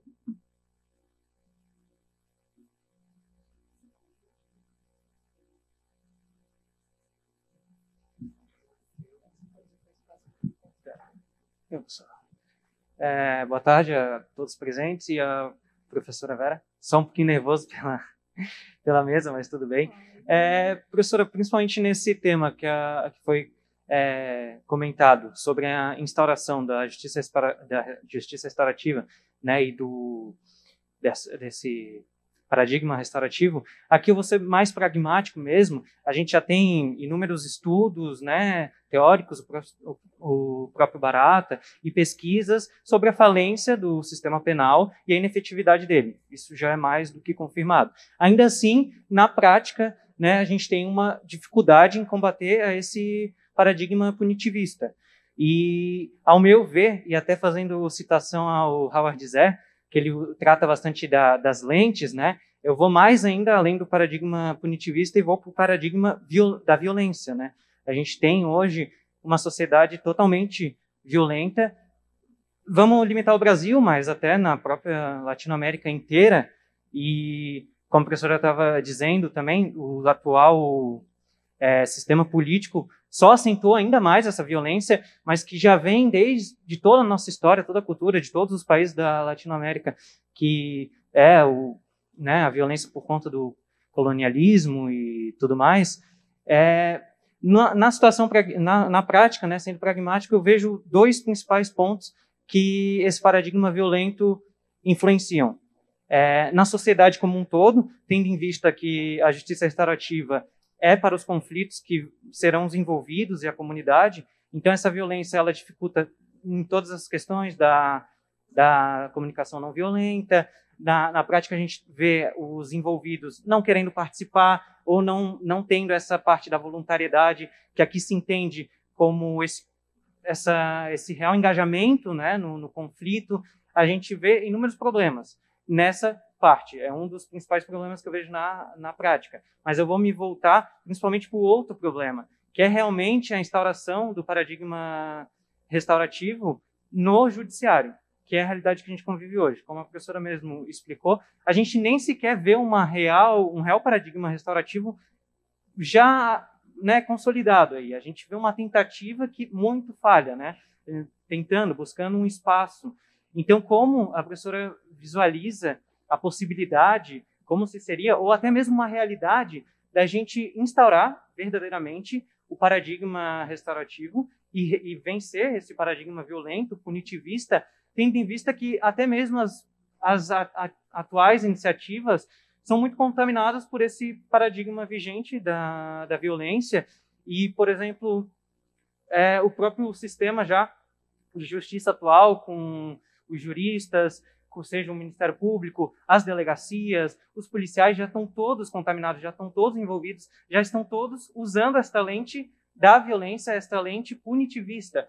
Então, até mesmo fazendo aqui referência à vara da infância e da juventude, onde a gente tem uma juíza restaurativa, a gente vai ver um promotor totalmente punitivista, a gente vai ver que, caso ela tente caminhar no paradigma restaurativo, depois vem desembargadores, vem os processos da delegacia e todo esse contexto totalmente violento.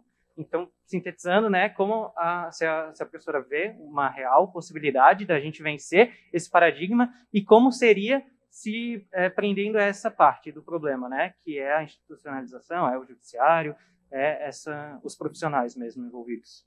Obrigado.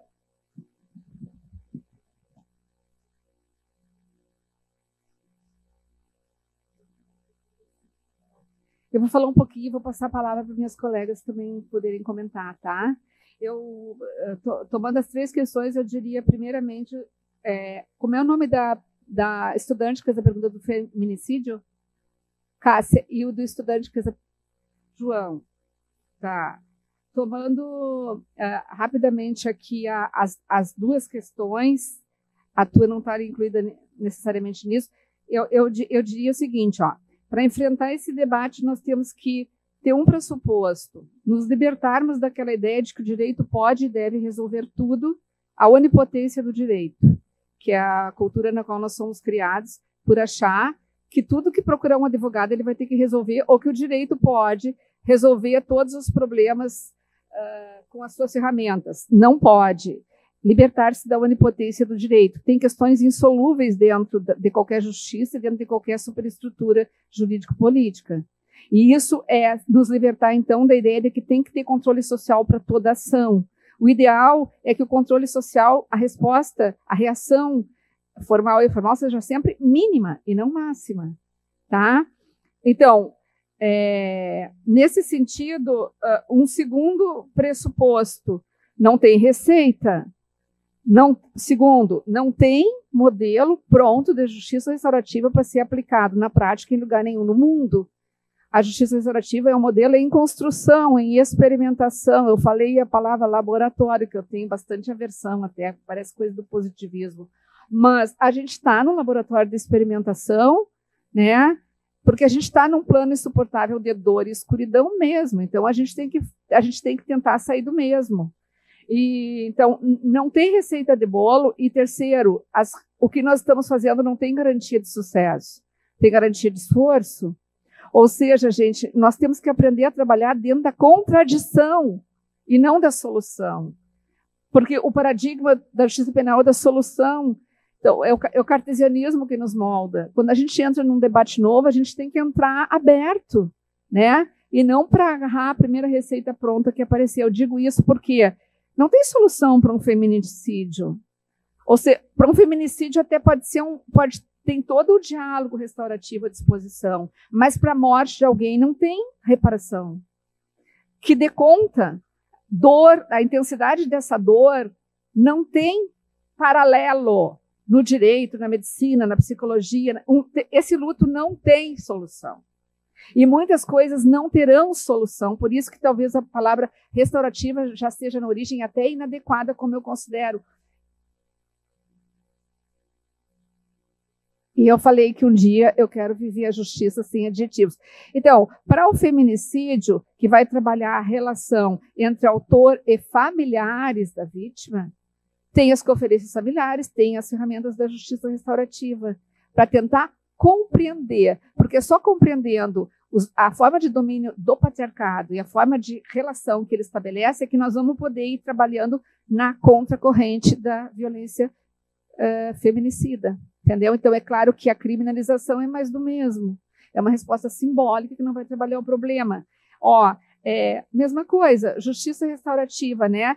Tu deve estar trabalhando lá dentro desse campo. Todos esses problemas que tu apontou, a gente aponta lá no relatório em escala de vários campos. E até para ti vai ser bem interessante ler.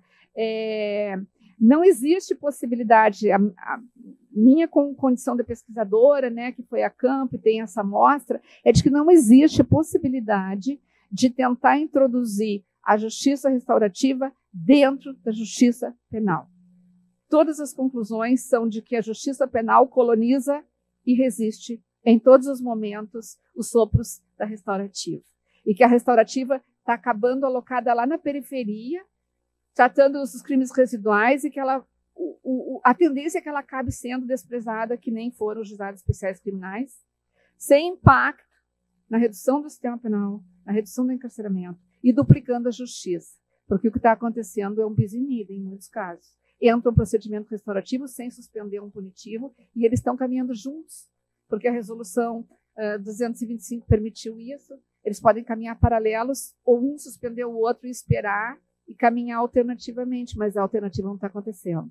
Então, é bem grave mesmo. Eu penso que o restaurativismo tem que caminhar por dentro do Estado, por fora do Estado, e apostar nas comunidades, apostar nos mecanismos informais, não pode ser monopolizado pelo Estado, né? E tem que ter autonomia. Se for uma justiça inteiramente nova, do zero, ela não pode começar dentro de uma justiça que vai colonizá-la, né?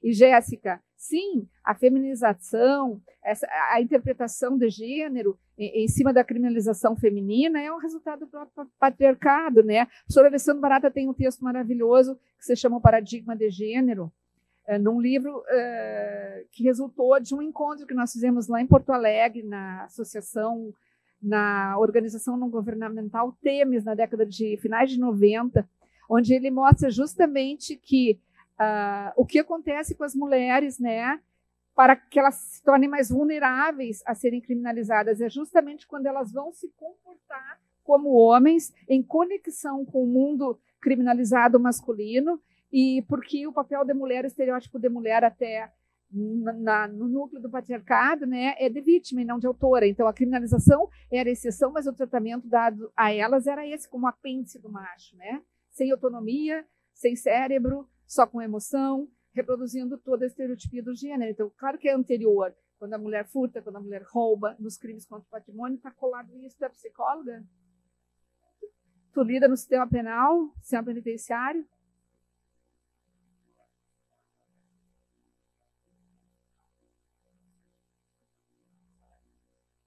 E agora, a respeito, aí o tráfico de drogas vem e lacra essa interpretação de gênero sobre a figura feminina na criminalidade, né, nas periferias, mulher negra e pobre, sobretudo. Mas a constelação familiar, eu quero fazer uma palavra em defesa, gente. As constelações familiares, minha modesta modo de ver, e é positiva a minha vivência, é apenas uma das ferramentas que nós podemos usar para fazer prática restaurativa. E se ela for bem feita, ela é boa como qualquer outra. E a constelação familiar é potente. Então, o que eu sou contra é arremedo de constelação feito por pessoas que não têm nenhum preparo, porque nós vamos lidar com vidas humanas e todos os saberes que nós vamos usar tem que ter muita responsabilidade, muita preparação e muito cuidado com todos. Então, a constelação não é ruim em si ou não. Ela é o manejo adequado ou não. Então, é isso. Eu quero passar a palavra para a Camila e para a Pietra e para a Duda. Não sei se acabou. Mas eu ia comentar, na verdade, a pergunta da Cássia, mais no sentido de colocar uma pergunta de volta, assim. Eu acho que quando a gente fala de justiça restaurativa, sempre vem esses mesmos questionamentos que quando a gente fala de abolicionismo penal, assim. Vai fazer o quê? Vai colocar o quê no lugar? Vai só soltar todo mundo? Não vai resolver nada? E por ser uma coisa que a gente ainda está discutindo, né? Como a Vera falou, que a gente ainda está elaborando, é mais fácil de questionar e de duvidar, de certa forma, né? Então, como que vai se restaurar o que acontece, né, depois de um feminicídio? Não vai restaurar, mas será que a retribuição, de alguma forma, retribui de fato? Será que tem como valorar isso? Eu pessoalmente acredito que não, assim, eu acho que é algo bem mais complexo, né, e a gente podia passar horas falando disso, assim. E sobre o que a Jéssica perguntou, eu também queria entender, assim, porque eu acho que o que eu ouço, assim, né, muitas vezes sobre constelações familiares, e que eu já vi alguns trabalhos até sobre, né, de algumas denúncias de algumas coisas que acontecem dentro do judiciário, né. Eu sei que em São Paulo aplicam umas coisas muito estranhas, assim, porque a constelação, ela tem essa ideia de que existem posições fixas, assim, né. Então, que se tu foi abusada quando tu era criança, era porque tu estava tentando ocupar o lugar da tua mãe, assim. E como isso se torna uma tentativa de uma nova resposta para manter aquela coisa ali, né? Para, de certa forma, até culpar as vítimas, assim. Eu também não sei muito bem o que aconteceu para isso ganhar tanta força. Eu acho que na ideologia, no surgimento das constelações tem né, dependendo de com quem tu faz, são coisas que podem ser experiências boas, mas o que na maioria das vezes eu ouço, que eu vejo de algumas denúncias, não são formas de manter posições de uma família nuclear burguesa e branca, assim. Então, acho que é bem problemático mesmo. Então, eu só queria falar brevemente, né? A professora Vera, a Pietra já falaram bastante sobre o tema, mas em relação ao encarceramento feminino, né, que a Jéssica perguntou, acho que a gente tem que tomar cuidado, né, com a maneira como a gente lida com a questão do encarceramento. Muitas vezes a gente está muito preocupado em entender o que levou as mulheres a serem presas, né? Então a gente tem que tentar sair desse paradigma etiológico, né? Que é essa visão de, por que as mulheres foram presas? Por que as mulheres cometem crimes? Né? Será que as mulheres cometem menos crimes do que homens? Esse tipo de questionamento não deve ser o nosso foco, né? Na verdade, a gente tem que verificar que existe uma questão estrutural por trás da criminalização, não somente de mulheres, né, mas de homens também. Aqui é que entra a questão da organização de gênero, né? Quando a gente fala em gênero, o gênero ele é sempre relacional. A gente sempre tem que pensar no lado masculino, no lado feminino. Né? Como já dizia Joan Scott lá na década de 80, né, quando ela trouxe esse conceito de gênero, a gente tem que ter essa visão relacional. Então, na verdade, o gênero ele está na estrutura. Né? Então, não é que as mulheres vêm cometendo mais crimes e por isso elas estão sendo encarceradas.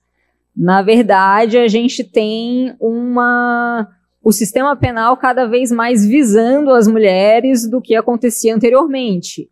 Mas se a gente for observar discursos já muito antigos, lá desde o século XIX, a gente já encontra nos textos dos criminólogos brasileiros, por exemplo, o intuito de criar um modelo de mulher ideal, né? Aquela mulher que é mãe, a mulher bela, recatada do lar, que continua sendo um modelo predominante até hoje, né?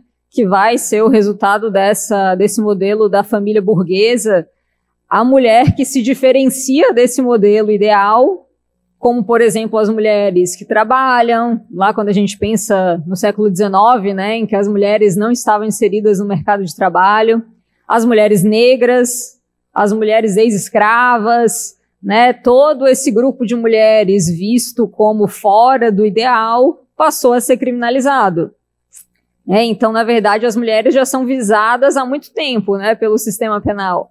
E hoje a gente consegue pensar, por exemplo, nas questões de trabalho, né, em que cada vez mais as mulheres se inserem mais nesse mercado, cada vez mais as mulheres realizam trabalhos externos e não apenas o trabalho doméstico, que é visto como uma função natural, né, da mulher. E isso pode contribuir para esse aumento do encarceramento.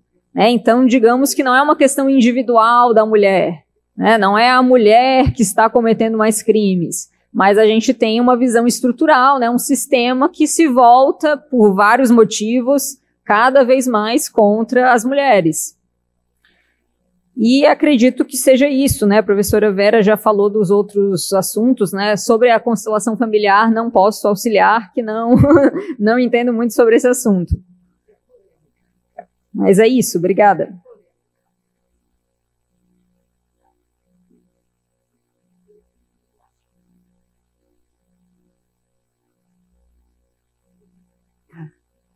Só queria cumprimentar o professor José Isaac Pilate, o professor Samuel Matos, que estão ali quietinhos, chegaram, meus colegas do Centro de Ciências Jurídicas, diretor e vice-diretor, respectivamente. Uma alegria vê-los. Tá, pessoal, por causa do tempo, eu não sei o que fazer por causa do tempo. Vou abrir mais duas perguntas. e depois a gente vai encerrar. Desculpa quem queria perguntar antes.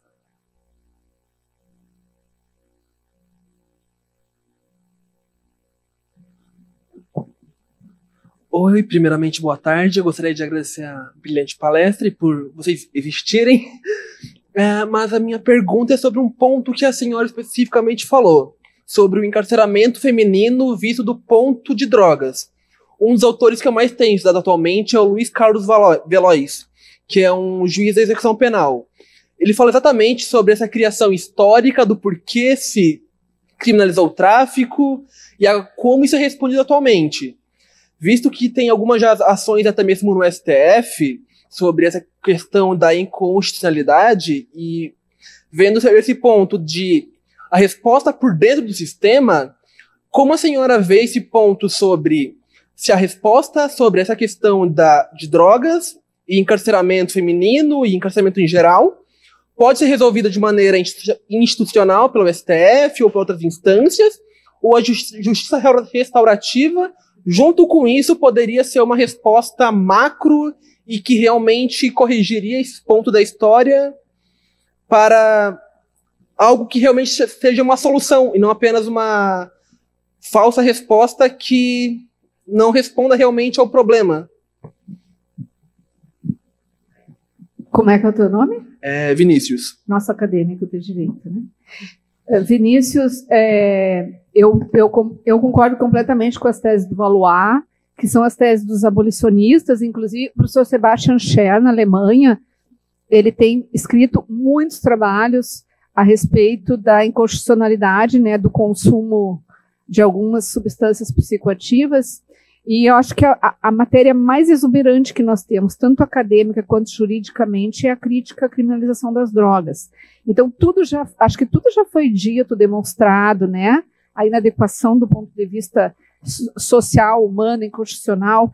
E o que nós temos é que empreender uma luta muito positiva, uma luta conjunta em todos os setores para a descriminalização ou a legalização, ou, enfim, né, uma luta muito pontual contra o proibicionismo seletivo de algumas drogas, porque nós temos assim um acúmulo de estudos, pesquisas, comprovações empíricas da evidência de todos os danos, mortes, e que essa criminalização, essa guerra às drogas vem produzindo no mundo, especialmente na América Latina, né?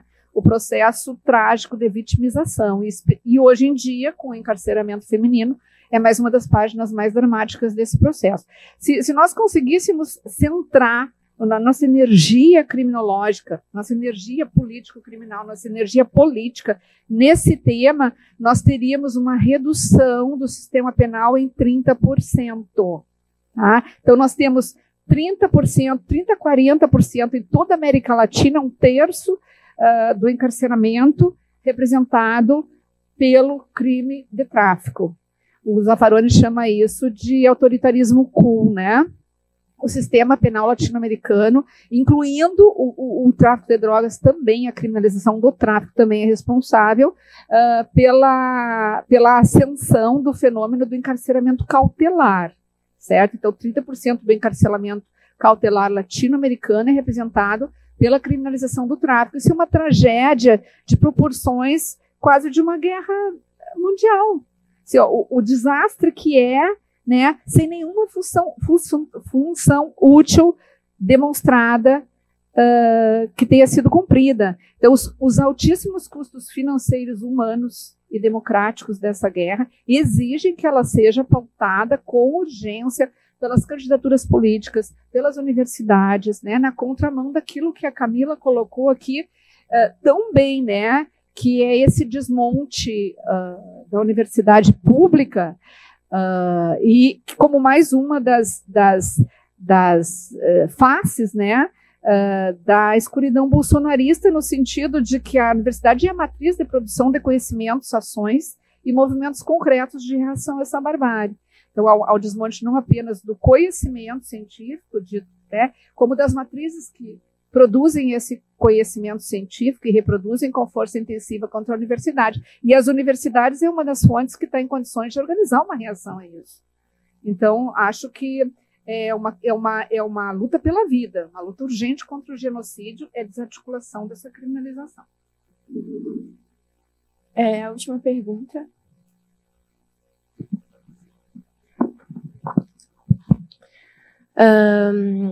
Primeiramente, eu queria agradecer a toda a mesa por todas as falas tão lúcidas e que me lembraram o porquê eu estou aqui. E eu queria perguntar, quando a gente fala sobre o tripé do ofensor, do ofendido e da comunidade, para mim me parece muito abstrato ainda assim, como que a gente pode falar desse engajamento comunitário no sentido comunidade leiga, sabe? Não no sentido tão amplo de comunidade estrutural, cultural. O que a gente pode fazer como comunidade, em como engajar como comunidade, sabe? Esse tripé. Obrigada. Como é que é o teu nome? É Sofia. Sofia, do curso de Direitos também. Sofia, que bom que tá abstrato para ti, né? Para mim também tá bem. É que, em verdade, eu acho que isso é um recurso provisório entre aquilo que a gente tem como linguagem do penal, crime criminoso e vítima, que a gente tem uma linguagem do penal que é uma ontologia, né, gente? É uma coisa sacralizada. Fala em crime criminoso e vítima, todo mundo parece que sabe exatamente o que é uma ontologia, aquilo está tombado. Então, para começar a falar de um outro modelo, você tem que descolar dessa linguagem inicialmente. Você tem que fazer uma descolagem de toda essa construção, né? E ela volta, você descola e ela volta. Então, na melhor das hipóteses, passa a se falar de ofensor e ofendido, ou ofendida. Mas a melhor opção é falar em partes, tá? Mas se utiliza esse conceito, que até hoje é um problema de comunidade, tá? Para justamente demonstrar que esse novo modelo de justiça não vai trabalhar apenas de forma interindividual, vai trabalhar com todas as partes envolvidas indiretamente num conflito, num problema, num crime, numa infração.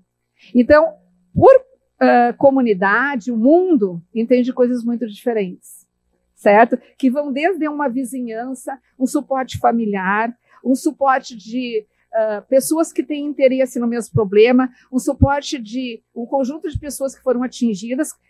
Os exemplos claros são dos grandes danos ambientais, dos grandes danos sociais, né? Pensa num vazamento de uma barragem, como ocorreu em Brumadinho. Aí tu tem um conceito de comunidade.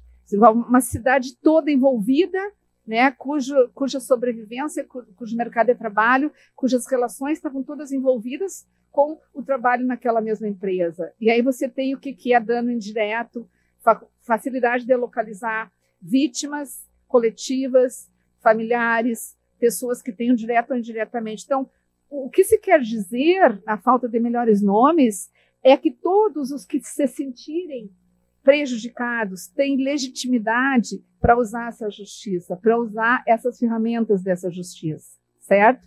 E daí, por exemplo, a política pública judicial da justiça restaurativa do CNJ, recente, do ano passado, ela andou muito mal, a meu ver, considerando como comunidade, no conceito de comunidade, os próprios juízes.